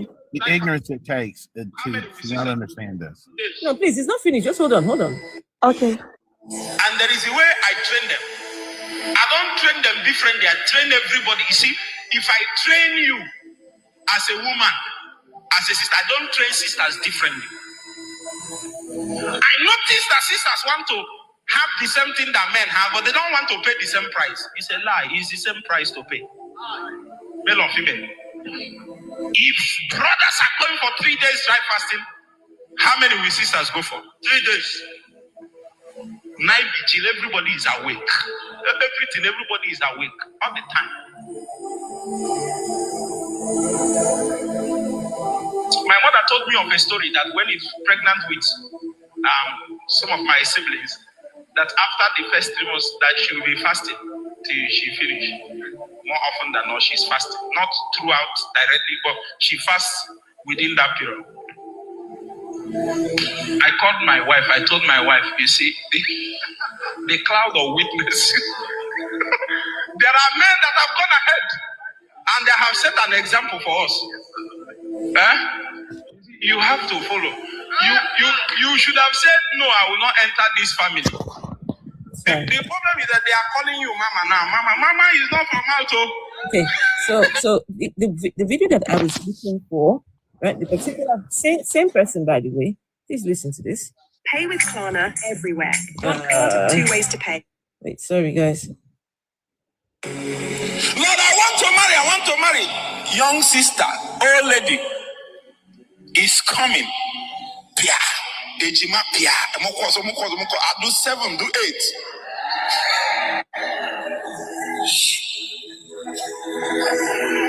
Why are you afraid of 8? What's wrong in it? Have you ever seen Muslims doing evangelism? How are they increasing? Look at you. The problem of Christianity is that somebody taught them not to bear children again. You can't find it anywhere. You can't find it. It's not a culture of the Bible. I understand when you don't have the means to bear children or you have health issues and all those kind of things. But let it not be an ideology because it is not supported in the scripture. To the point that I even notice now that they shame young ladies. If you bear 2 or 3 or 4 children, say, he can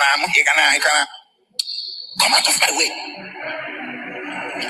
Any woman that gives birth to up to 5 children should be celebrated every day now. That's how, listen to me, churches first grow by evangelism and sustain growth by childbearing. I'm not telling you here, say that's the law of church growth.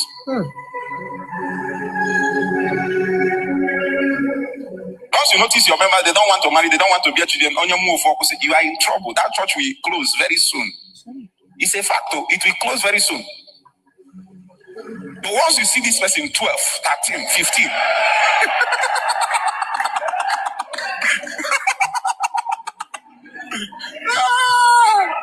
oh my God.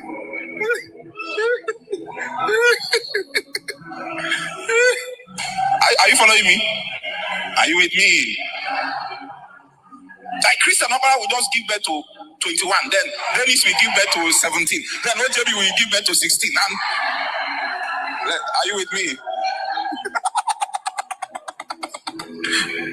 Bro, listen to me. I don't want to say this. As a pastor, don't give birth to 1 or 2 because your church, your children are your original church members. If you have up to 5 children, you have permanent church members. You train them. 1 will be on the keyboard. 1 will be. Go and check pastor's children. That's your church. If you don't give birth to children, you are putting your church at risk. 1 member can decide not to come tomorrow, but your child, if he don't come, he don't go shop.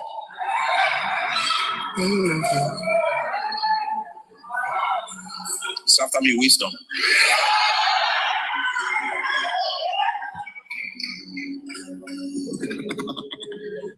If your child does not come to church, you no go chop, you no go feed them. If your child don't come to church, don't feed the child. It's dingbat.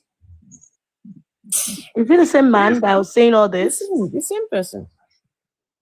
I mean, you hear his cynical laughter after you hear that. You hear his cadence. Yeah, I mean this guy. I don't actually diagnose people without a clinical setting, but this guy he's a sadist for some reason. Please feel free to diagnose this dingbat here, please. I mean, I hate to say this, but someone who laughs at that and thinks that kind of stuff is funny. It's just his cynical nature. I would say, would you agree after that? That's a personality disorder. Of course. I mean, look, I understand some people, you know, I say these things, and sometimes people misunderstand. Dr. John, Yes. I'm sorry to interrupt you. No, go ahead. I'm going to show you a video right now, right? How this man gets his people to pray. This is the prayer according to this clown here, right? Give me a minute. You carry on speaking and I will show you. No, I'm just saying the simple fact that, you know, you guys will hear me say things that I may not condone the behaviors of others, but I try and understand it. This is what I mean. I don't condone his behaviors, but I'm telling you, the reason he feels this way is because, one, he sees women as less than him. He can never see them as equal. He cannot see children. He doesn't see children as equal. This is what the Bible teaches, that women and children are property.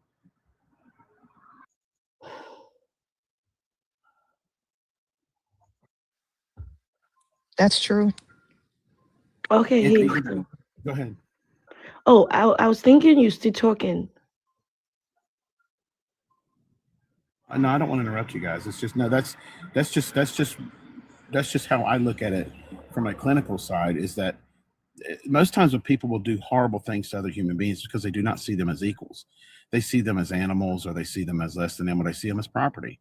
This is why, if you listen to his cadence, I know you guys aren't trained in psychology and understanding the cadence of someone's voice, or that cynical laughter, that is involuntary.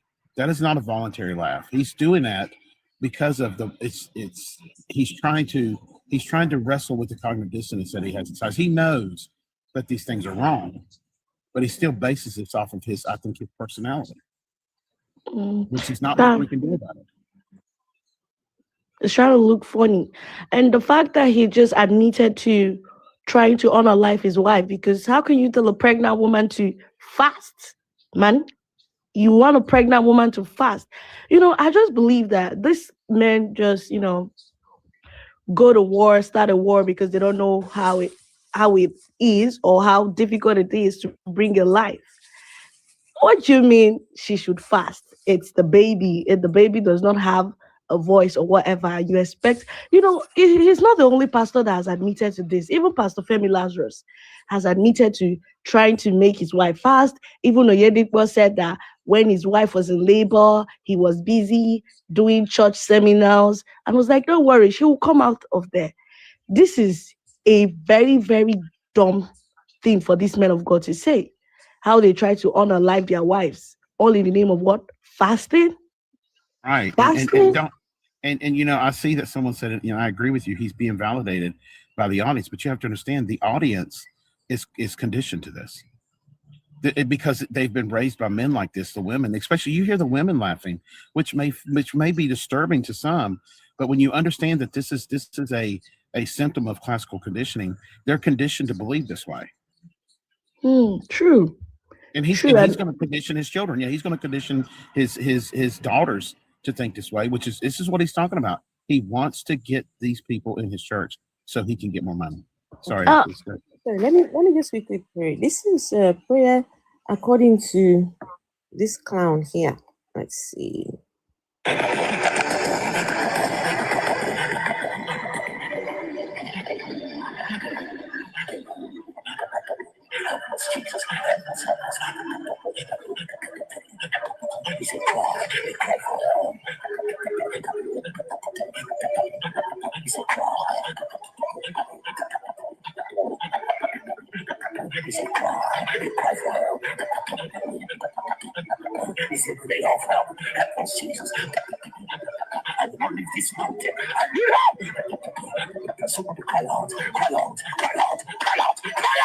Don't be quiet.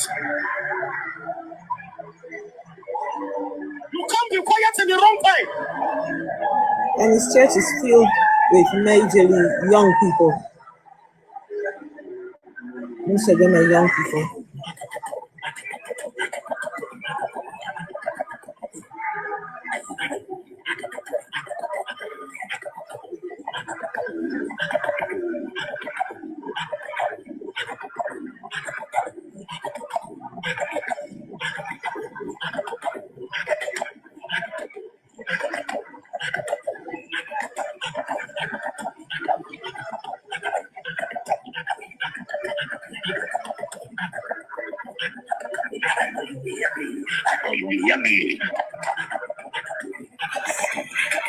look at the young men.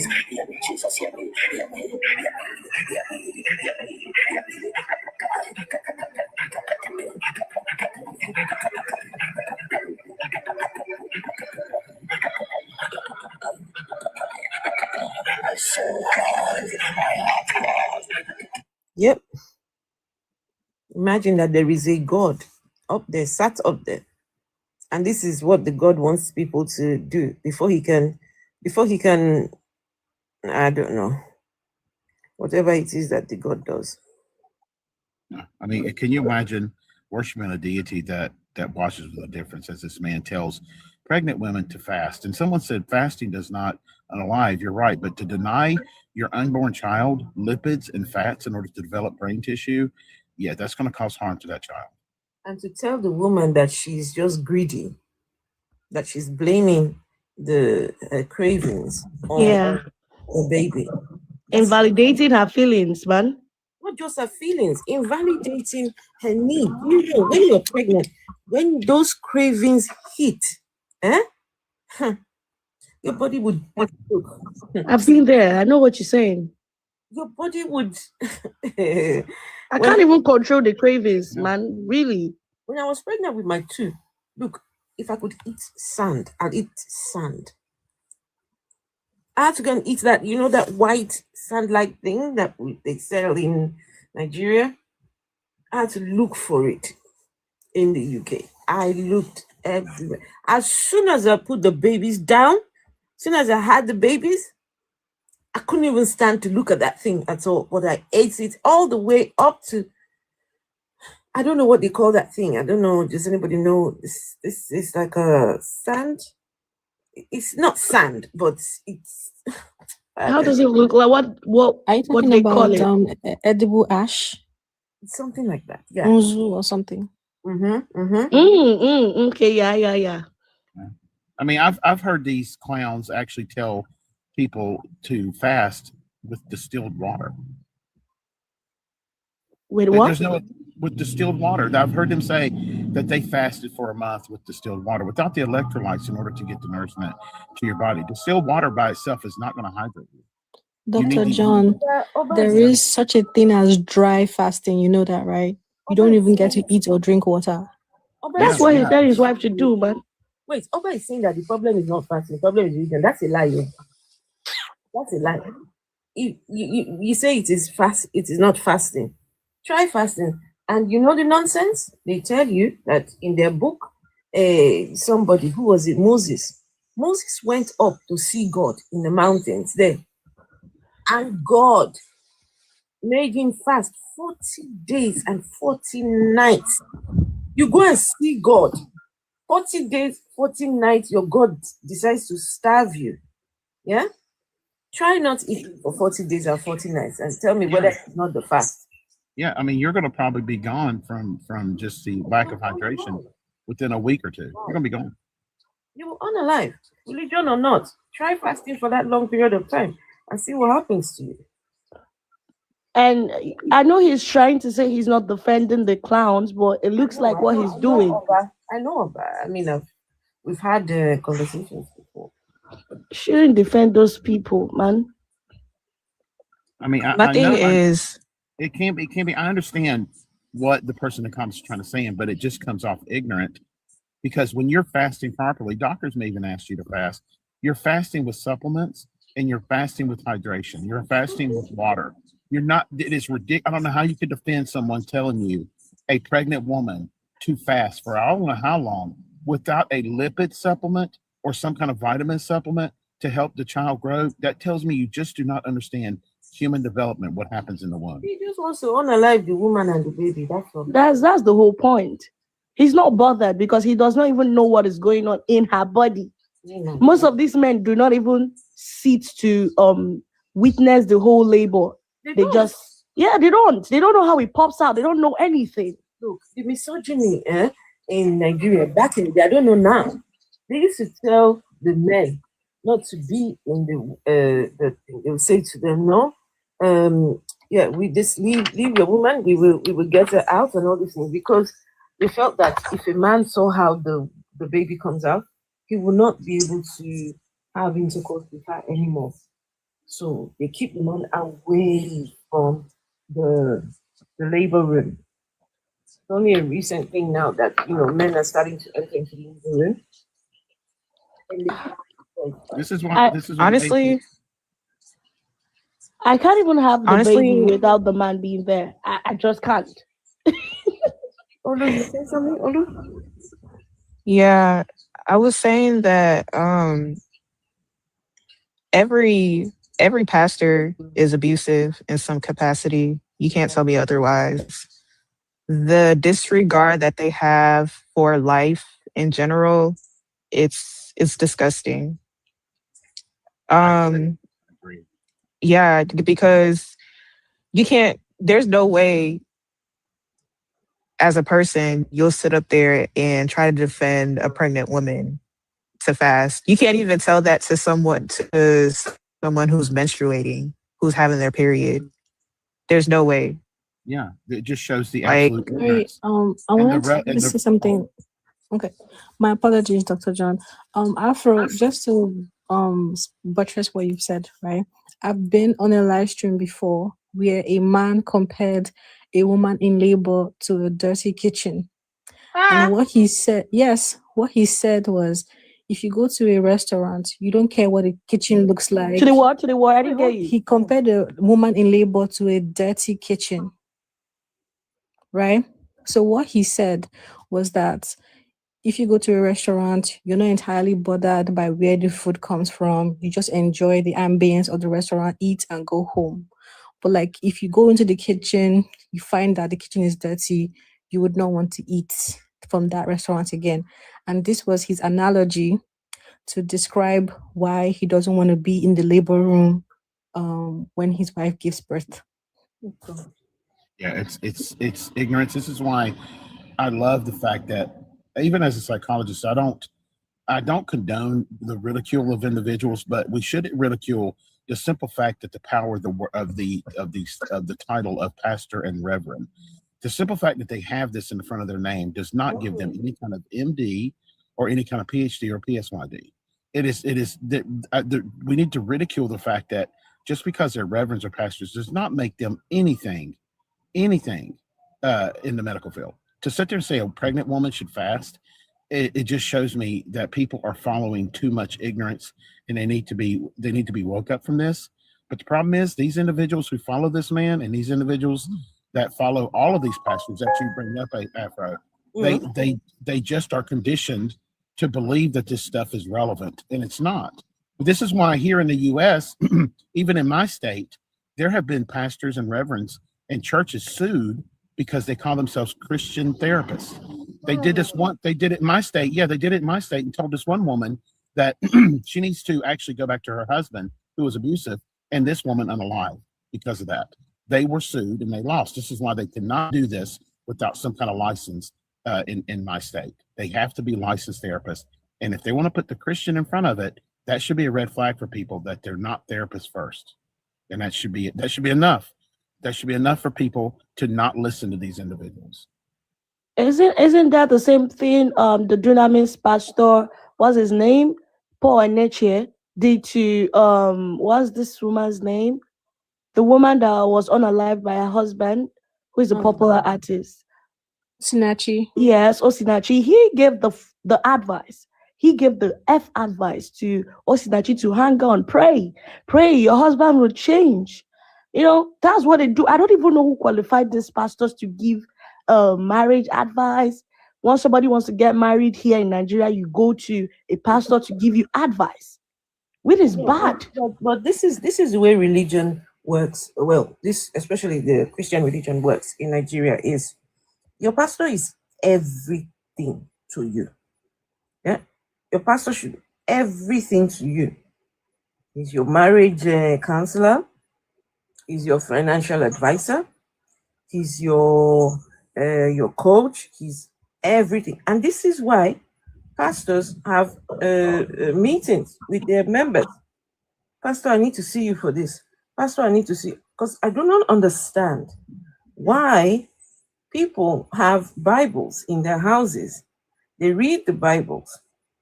They have the same connection that they have with God, right? This is the claim. The same connection the pastor has to God, they have the same connection to God. But then you go and see them lining up to go and see the pastor. And so these pastors take advantage of this. This is why you start seeing them telling people that they have spirit husbands. And only the pastor can take away your spirit husband thing, right? It's because they need you in a place where you will always need them for something.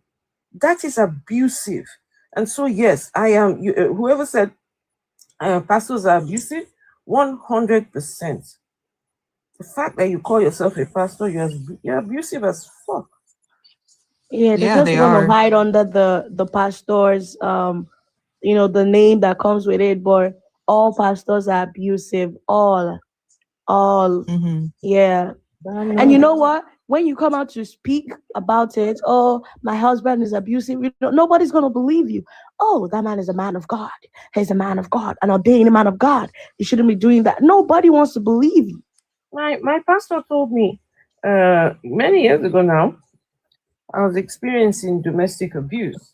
Went to the pastor because I thought, oh, the pastor said, my sister, the success or the failure of a marriage is the woman.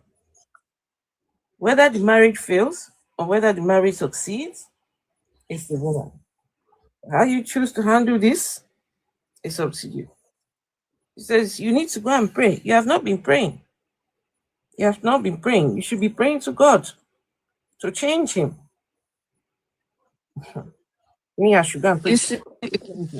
You see, and this is where I like when we have these conversations, because the intersectionality that religion and feminism has, I think it's important, because a lot of the things that we're conditioned to believe or make a norm, it's not okay. It's actually not normal. And I love the feminist movement because honestly, I felt like I was always the feminist. I just couldn't put a name to it, but at the same time, I felt like when I did go to church and did have belief, I held on to internalized misogyny, right? But when things did feel oppressive or it didn't make sense, I would call it out. I feel that as a woman, it's very important that you deconstruct whatever religion you're in, because it now exposes the misogyny and the patriarchy that is in these religions, that's being taught through religion. And that way you can be able to, as a woman, you can now be able to fully free yourself from those doctrines. I've met, sorry. Oh, go ahead. No, I'm good. I'm just going to say I have met a feminist Muslim, a Muslim feminist, or feminist Muslim. I don't know how she put it herself. Is a Muslim and a feminist. I did not understand that. I heard her speak because it was an event I went to. I heard her speak, and I would tell you, there was a fight nearly broke out in that thing that I went to, because herself and a bunch of liberal Muslims were, they were the speakers for the day. And so me and other people, we had come to listen to what they had to say. Now they were speaking, and then there was time for questions and answers. Oh my God. Then we now had these other people who were, the ones who practice Islam, the ones that do it proper. You should hear them now coming for these other people. Wow, they had to kick those people out. It almost turned into a fight, because they're like, no, that's not Islam. You cannot be a feminist and be Muslim. Mm-hmm. I have the video somewhere. I think because I was videoing while all of this was happening. I'm like, what the hell? Bro, I saw a Muslim feminist that was deconstructing Christianity and saying, "Oh, what's this? What's this whole book about? What's this bullshit? What's this Holy Bible?" I'm like, for you that read Quran, hey, you don't even have the guts to be saying what the Holy Book is. Quran is shit, and you're talking about deconstructing Christianity. Guys, there's nothing I'm not seeing on this TikTok. Misplaced priorities.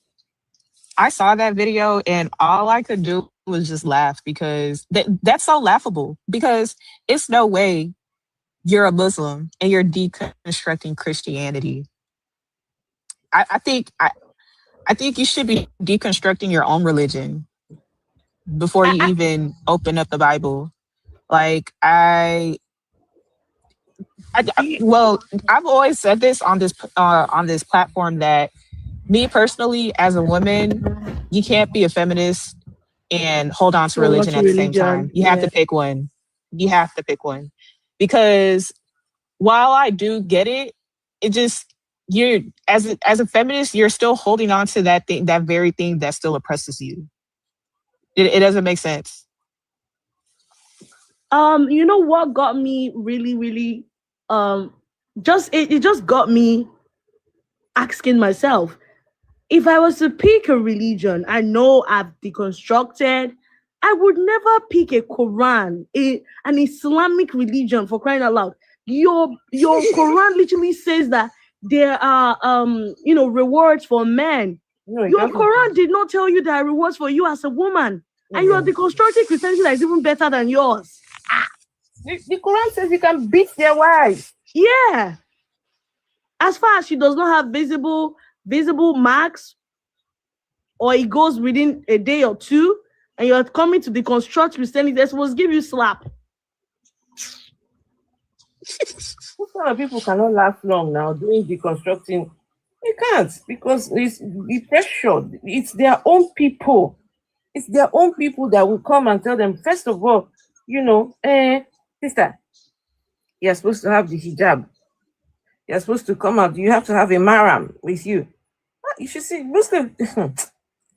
When you see what Muslims go through, You can look at the mirror. They tell you you're gonna get married to the jeans. Do you know that I was in the hostel one time, and I was pouring hot water from my rice, parboiled rice, and guess what? She was saying Bismillah, Bismillah. I'm like, what are you saying? She said there are jeans living in the drainage pipe that I'm going to harm them. You can imagine. No way. Isn't that close to madness? She was literally serious. She was like, Bismillah, that's have mercy, have mercy, have mercy. And that is so damn true. Everybody says it. Every Muslim. When you're pouring hot water, you pray so that the genes do not get affected by the hot water. What? Are you just getting to find out? About this one? Yes, this is the first time I'm hearing this one. Oh, no, it's everywhere. They know now. Blessings all. OCD is high in Islam. Islam is, as someone who come out of Christianity, Islam is such an insult to human intelligence. Islam is such garbage. Wow. Wait, pouring hot water? Yeah, check it. Check your Google. It's there. They have so many obsessive compulsive concepts in Islam. When you go into the bathroom, all kind of nonsense, yo. I've read some weirdness. Yes, I've read some weird shit. But about pouring hot water. Yeah, you can't pour hot water in a Muslim home. Does it have? You have to make the water warm, not hot. You have to add cold water to it so it becomes warm before you can pour it into the drainage system. What's this? Yeah. There are genes living in it. Wait. I need to check this. Tell about the one that the genes live in your ears too. I mean, Islam is yeah. And you can imagine, looking at the mirror, and when you look at the mirror and the gene falls in love with you, they'll get married to you, and you can't get a suitor anymore. They will have to wed you with the gene. Gene of fire, gene of water, gene of different genes. Hey, listen. Listen. No. In Islam, it is highly recommended to say Bismillah in the name of Allah before pouring hot or boiling water down drains, sinks, or onto the floor. Say Islamic scholars and Facebook users. This act is believed to warn any jinn that may be inhabiting these areas, preventing harm to them. Some people believe it was protection against harming the jinns. The jinns, scholars and Islamic tradition indicate that jinn may live in sinks, drains, and bathrooms. Pouring hot water without warning can harm them, leading to retaliation. Yeah, they'll get angry. So saying Bismillah serves as a warning signal, prompting the jinn to move away before the hot water is poured. Oh, no. People believe such nonsense in 2026. Oh, yeah, you can't. You just can't. Because when they get angry, I was born in a Muslim home. Afro. I was born in a Muslim home, but I never practiced that useless, our ancestor forsaking, stupid, evil, demonic religion because Islam. Yeah, Islam. My name is still Aziz. Yes, but my name is still Aziz. But his name Aziz. I never practiced it, and my father never forced us to. And my father was allergic. He never forced us to. So I was a Christian. In fact, I was a chorister in church. I left that useless church too because of the nonsense. Do you know that? Do you know that the highest group in the church that commit fornication are choristers? Of course. They sleep with the pastors, man. I didn't know. No. This is away from the pastors. I'm saying just the choristers, like choir members, instrumentalists. Listen, they have the highest rate of fornication in church. I know someone who slept with all the ladies in the choir. All of them. Mm-hmm. Do you know this woman is still telling me our God is on this throne, waiting for him to help her? Have you sent her any money? In Myanmar something, in Myanmar Taiwan. Have you sent her? But you sent her, have you? Where do I want to see it? I have it, but I told her today, I said, I want to see your God stand up from his throne to help you because he really needs a lot of help. No, she really does. She needs a lot of help. God does not get up from his throne. No, I'm sorry. He said he's still on his throne. He knows everything. He's stuck to that throne. Oh, she's gone. She's like 62 now, or 61, or 60, or 59. She's gone. Far gone. I do not like the fact that these people have to. I know Christianity is something else, but these people have to cover their hair. You're gonna make a new hair. You're gonna cover it with the hijabi. Then when you're married to an afar, you have to cover your hair as what's their name again? No, forgotten Aziz. Can you remind me? When you're married to an afar, you have to cover your whole body with the jalab. I don't know, jalmia. Is it burqa you're trying to? Yeah, burqa. Yeah. You have to cover it. Like I was in the bus one day. There's a name for it. It's burqa. It's burqa. No, the woman. Eleha. Yes. Oh, no, Eleha are the people. What they wear is the burqa. Okay. Yeah. So you become an Eleha and you wear the burqa. The woman in the vehicle that day, she was about to, they cover their hands too. So her hands were actually slippery and couldn't hold the baby. The baby fell down to the ground while we were in the bus.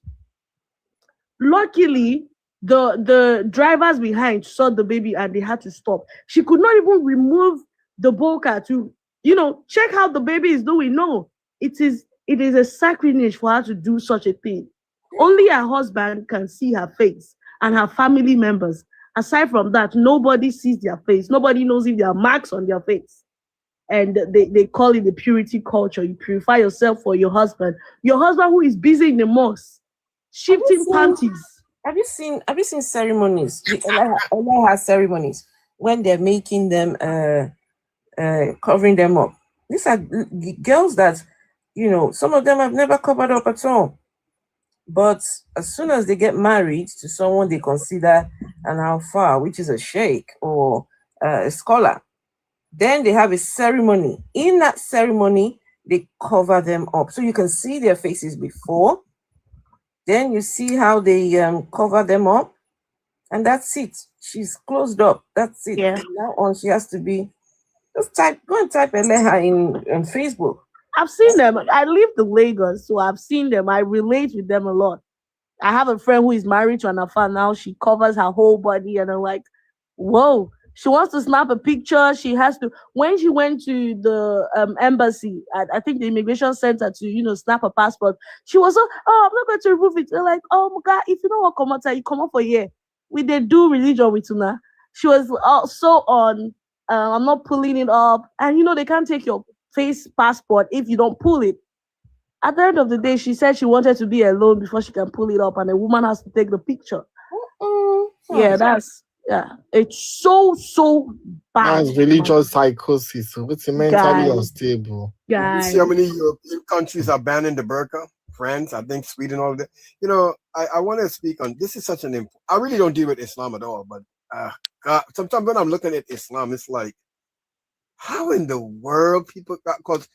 In America, we got caught because of Malcolm X and the Nation of Islam. A lot of folks were becoming Muslims.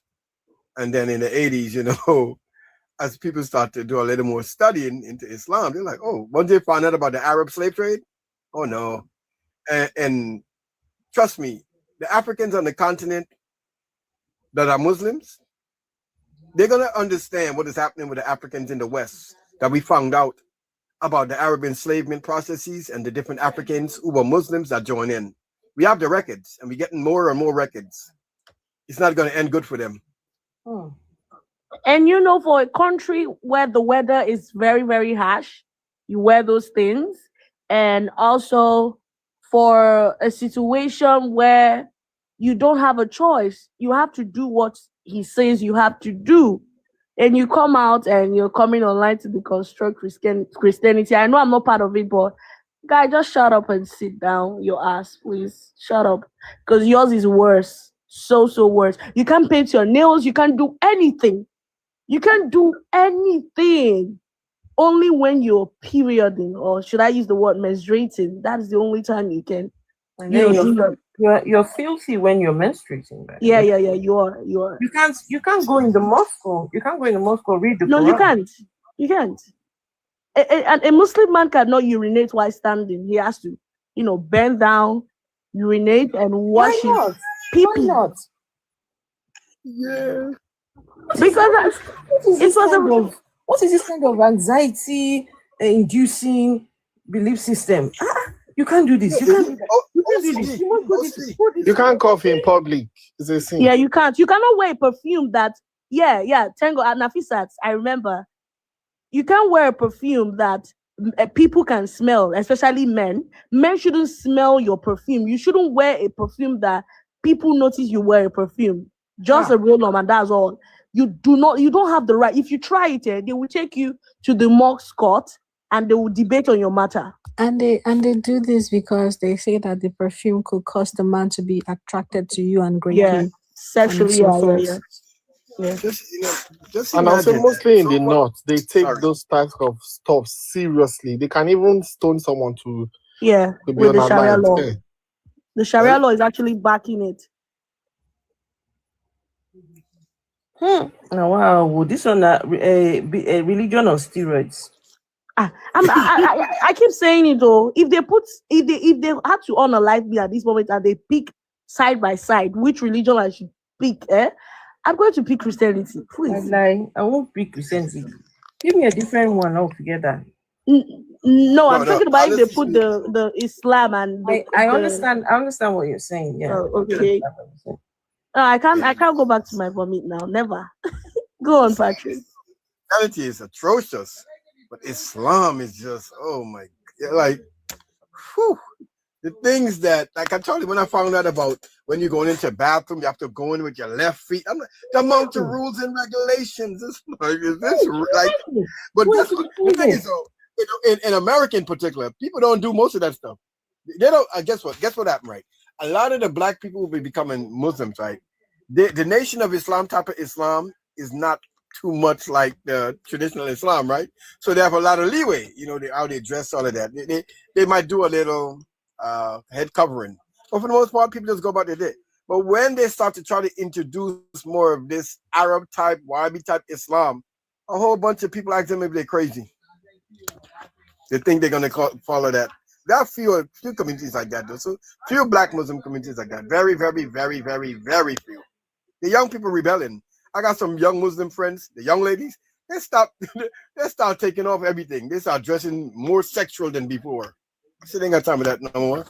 Yeah, they got freedom. They got freedom. The freedom they were not able to get. Why in their society? Because I can't understand why in the Sharia law it permits a man to hit his wife as far as the mark can go within a day or two, or is not revealing. You can flog your wife. You can correct your wife. They call it the correctional measures. You can flog her if you're training her to be a better woman for you. Yeah. That's the whole point. You know, I would like to ask, and maybe we could get a chance to I don't really deal with the Muslim community as much. I mean, from the Christian community, but I do know they have some Muslim content creator, ex-Muslim content creators who are dealing with Islam to some degree. But culturally speaking, I like to look into the minds of Africans who embrace this religion. I don't mean in the modern context, because we have to go back far. We have to go back when Islam entered Africa. We have the records, not all of it, but we have a lot of the records. How it came through attack and through trade. And we have to look at the motivation for a lot of these communities that accept Islam. We have to look at it. Okay, saying that, how would you feel, guys, if I invite a couple of imams to come and, talk to us about this? I'm not talking about ex-Muslims, not ex-Muslims, so.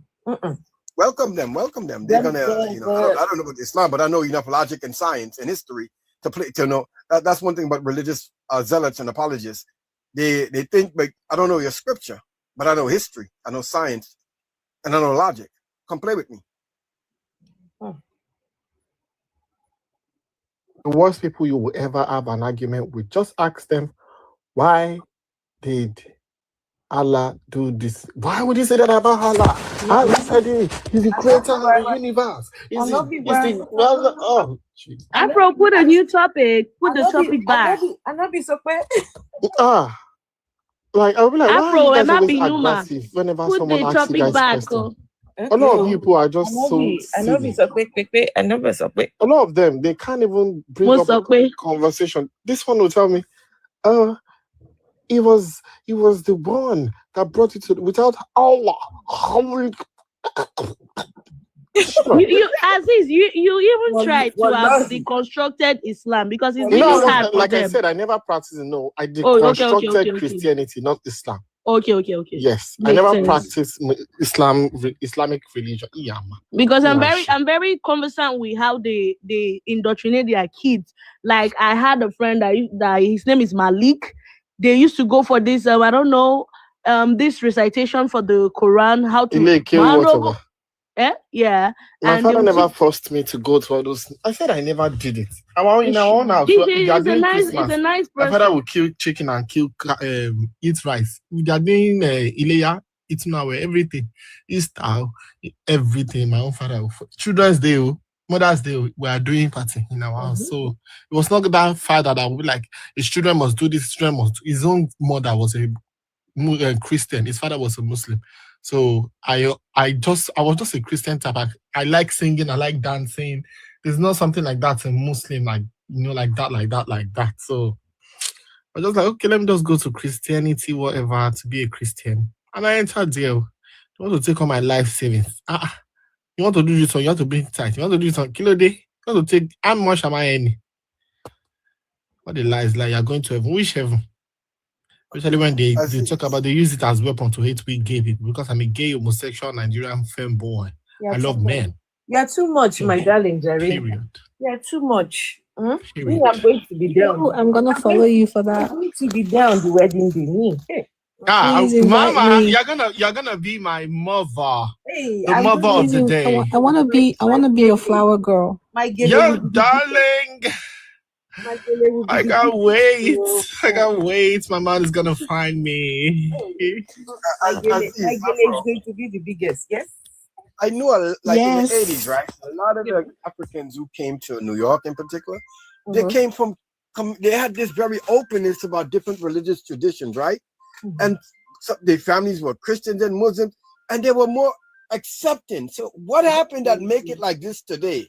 Where is this real big rift now? Because I didn't know it was that bad, because I know so many people that came from diverse type of religious families. Yes, you're right. How did it get this bad? I think over time, just honestly, don't. I couldn't possibly tell you. Yeah, you're absolutely right. It got bad over time, especially the LGBTQ. There was a time when, we knew that people were that way, but they just ignore. They just, we just go on. Everybody just coexisted. They might say, "Oh, that person is a tomboy.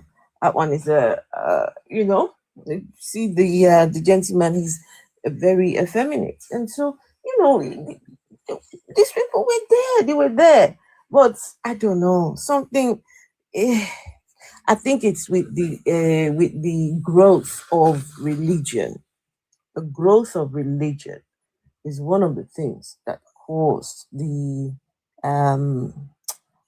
attitudes to change towards something that was already accepted, that was the norm, right? They started to demonize these people. It's crazy. This is why religion.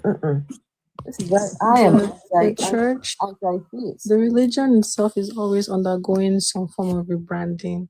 Because tell me why a pastor will come out and say that Superman was a fallen angel because his very fictional name is Kal-El, and angels, all their names end with L. Michael, Gabriel, like. Because Superman character was created by European Jews. You don't know the history. You didn't see that video? I didn't say it. Ah. Hey, I do you know played it. sometimes when I sit in my dad's church, because Afro, my did dad you has see a that church. video? No, I haven't seen it. Let me go and look for it. Okay. When I sit in my dad's church and I just watch him preach, I just be asking myself, oh wow, this is really, really crazy. They have a way of explaining the Bible in their own term. They just have a way. And every time I say I don't want to go to church, he's like, please just come. I know you're no longer a Christian. Just be there. I was like, that's true. I got nothing I'm doing at home. The court cases, I've wrapped them up. Let me just go to church. So I just sit there. Guess what? I dance. He wants you there because he's hoping something. I will change my mind. Something will be said. Someone will say something. The Lord will cause someone to say something that will touch your mind. Sure. I don't, there's nothing. It has never happened. And do you know one thing I really, really appreciate myself for? I wasn't really indoctrinated to the extent of, I see a lot of girls, how they are rooted in this Christianity of a thing. And I'm like, oh, I wasn't really there. I don't even reach that stage. I've never liked it. I've always questioned it. I've always had questions, and they tagged me as the bad child. But now, I have my own will, I have my own terms, I pay my bills, but I just sit there and just, listen. Oh, that man. Wait a minute. Oh, let me put you on this big. Oh, this clown. You don't like Shango, but you like Thor. You see, they have caught you, Abi. Storytelling has successfully made some of you fans of demons without knowing it. I give you a simple example. Those of you who are fans of superheroes, what is the real name of Superman? Spoiler, I'm going to spoil some things for you now. Kal-El, right? Mention the names of the angels that you know. Hold on. Gabriel? Michael? Hold on. We're headed somewhere. I wish I was joking. This is not a joke. So his name is Kal-El. And angels are called Gabriel, Michael. Angels typically have L at the back of their name. And how does the story of Superman start? He falls to the ground, right? I hate to break it to you. that Superman is actually a fallen angel. And angels in the Bible have superhuman strength. If angels walked amongst us, they'll be able to do everything that Superman does and more. So now, somebody thought about this, that there is no way we can get these people to be fans of demons. So here is what we're going to do. We're going to whitewash the story with good storytelling, and they'll be cheering for it. And for the Christian creatives around us, this is a challenge to you, because understand this. Some had to rely on either just literal fiction to tell us stories, fun stories about superheroes, or they had to draw from satanic textbooks. I was teasing you on Wednesday. You don't like Shango, but you like Thor. That's storytelling there. That's storytelling. You see, they have caught you, have you? What is the difference? If someone made it laugh like that, this idiot. about Samson, I'm going to watch it. And it's part of the manipulation. David. Are you getting what I'm saying? All the benders, we have them in the Bible. Fire bender, Elijah. Water bender, Moses. All of them. All of them. All of them. And so Christmas has been a victim of storytelling. But somehow we've made it about a man in a red suit who clearly has not been going to the gym. And some people come with some new revelations. Guess what? Jesus was never born December 25. And I'm like, guess what? Malaria was not discovered the day that we celebrate malaria awareness.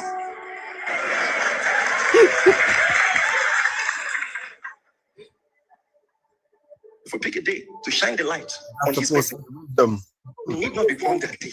I get what I'm saying? In fact, for us, Christmas is not a day. It's a living experience. It's not a holiday. The anointing is people will be saying, yes, yes. What's yes about this now? Right. And what that has done, Papa. What that has done, it has diluted many people's brain. There's nothing you tell them that Superman is not a fallen ninja, they will never listen to you. Because it came from a pastor. It came from a past. That's what, like, we Africans, there was a time I told one white person here, I said, you guys can go to Africa again and colonize those people. They are still useless. Many of them bring another form of Christianity, another form of religion. I'm telling you, they will follow you. Go there. In fact, go there and you guys should go and destroy it. They are very stupid. They are like, they don't even think. Hold on.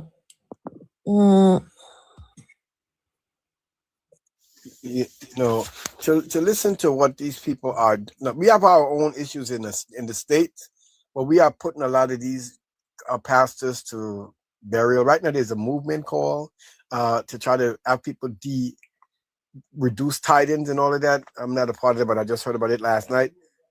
But we do have our own issues with the crookery that the church has become.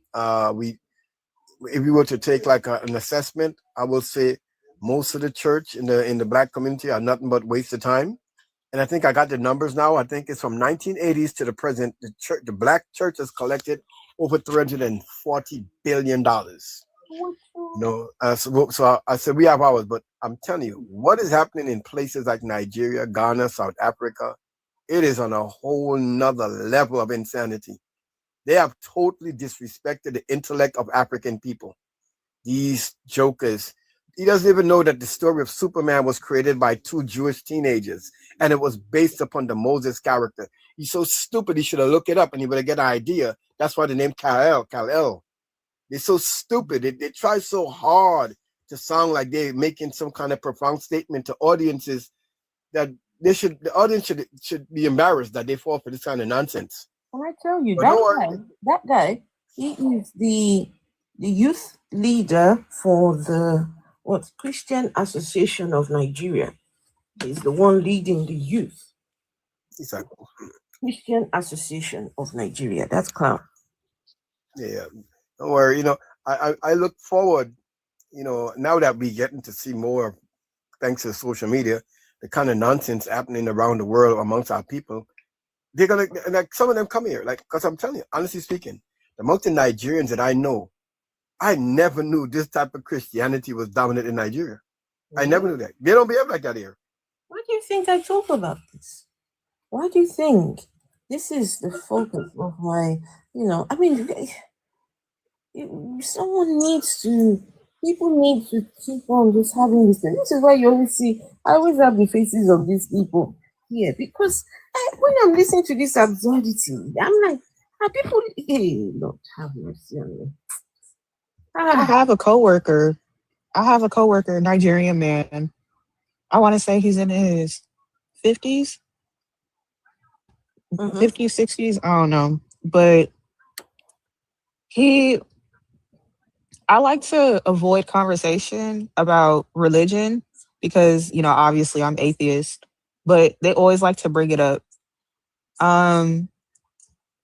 He literally was defending Joel Osteen, the man, the pastor at Lakewood Church in Houston. During so 2017, we had Hurricane Harvey, and Hurricane Harvey had displaced a lot of people. Their homes had gotten flooded. Cars got flooded too. Fortunately for me and my family, we weren't displaced. We did have minor damage. We did have like a little water come into our carpet and stuff, but it was nothing major. Like we could still sleep or whatever, but we didn't have electricity. But for the hundreds, for the thousands of people who were displaced, they were literally begging Joel Osteen to open up his church so that they could have somewhere to sleep and they could have food, right? Joel Osteen refused. If it wasn't for the backlash and the hundreds, if it wasn't for people cussing him out and the backlash that he was receiving, he wouldn't have opened up the doors. So back to my coworker, when I had brought that situation up, he still found a way to defend him. He was all like, well, he keeps a lot of books that he sells and stuff. And I was all like, so because of books, you want to keep your church closed? He was all like, well, they could steal it. And I'm like, why is a pastor even selling products in the first place? I thought that was against the Bible.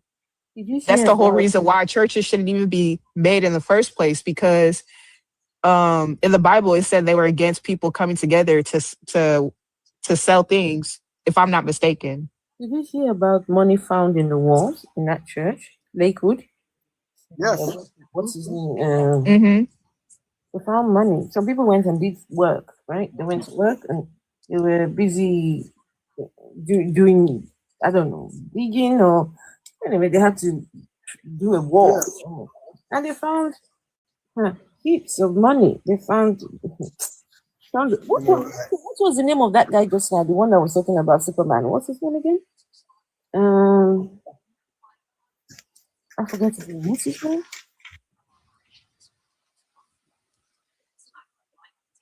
Does anyone know that guy's name? The one that was talking about Superman. That was talking about Superman? Pastor Mike Grace, I think. No, that's not his name. Oh, Mary. I don't know if I'm pronouncing it correctly. What's his name? Mary. Sorry? Mary. I don't know his name because I don't really pay attention to, but I'm checking.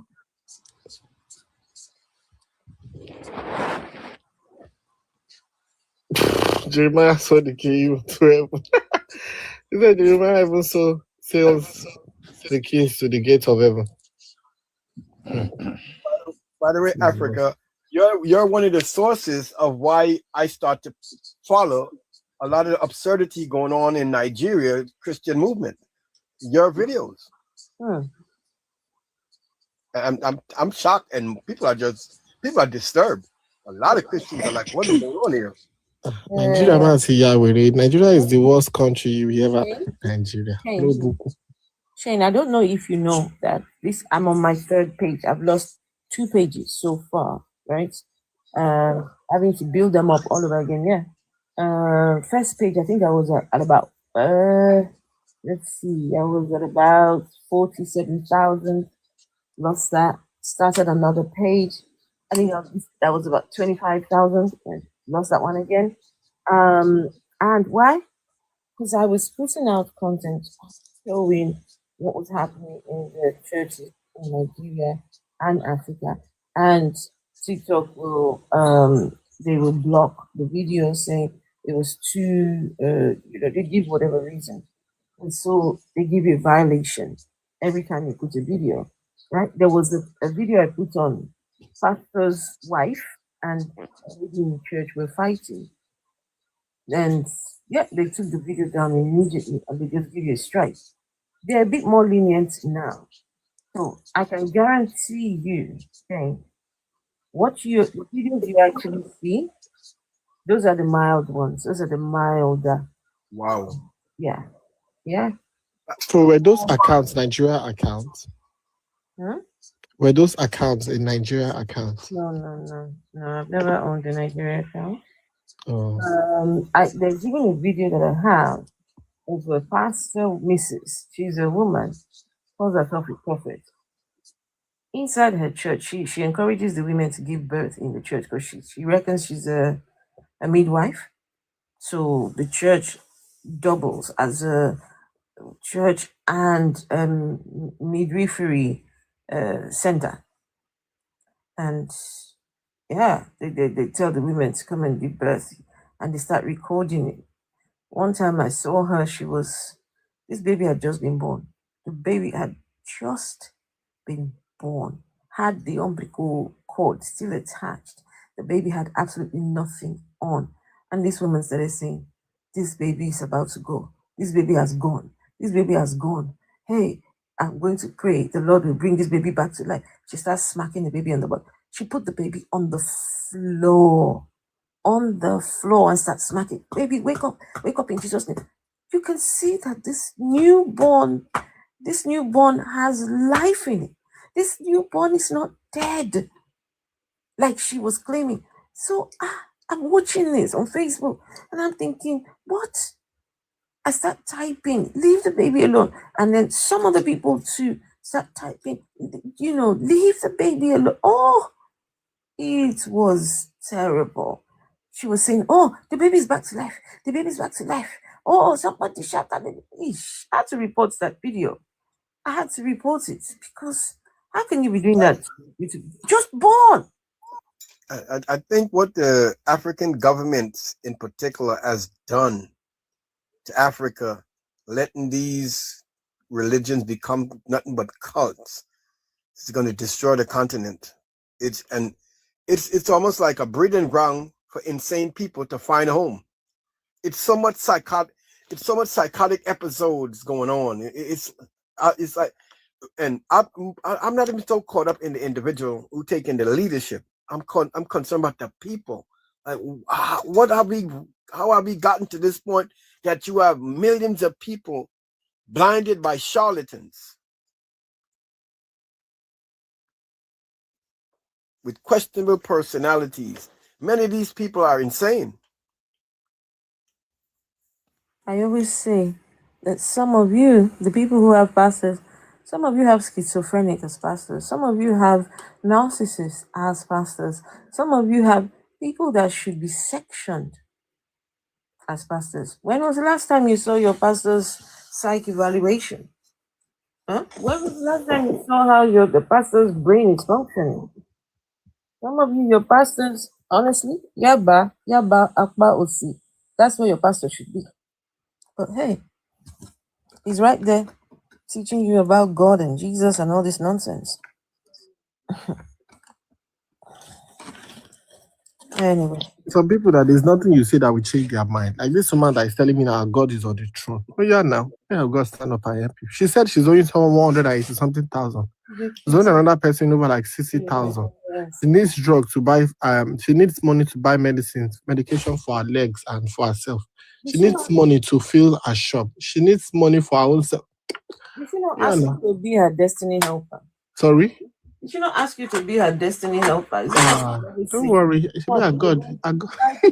Destiny helper. Can you imagine? Now the destiny helper has become a whole doctrine, teaching people to be lazy. Just pray to God to send a destiny helper your way, and you see them bring the helper, destiny helper, destiny helper. My destiny helper. What the fuck? Even if I finally give her that money, I will tell her it is not your foolish God that gave you this money. It is my hard-earned money. I worked for it. And you people should not be saying God will send someone to you. I am not the person he sent to you. I did not even receive any call. I don't even follow him. So, please, I gave you this money, not your God. Anytime she's telling me, how about you? I'll say I'm fine. Thank God. Please, it's not. Don't thank God. I am fine. Even living better than you people say. I'm going through my hell, but at least in this country where someone is, you don't have to be a millionaire or billionaire. Just work and live a better life. I have little that I can send to whosoever I want to send to. I buy my makeup products, I buy my dress, I look beautiful. I work from Sunday to Thursday. Friday, I'm at home like this. That's why I'm on the life. Saturday, I cook my food, I cook my stew, I put them in the freezer.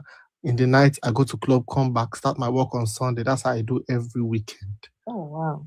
So, make nobody stress my life.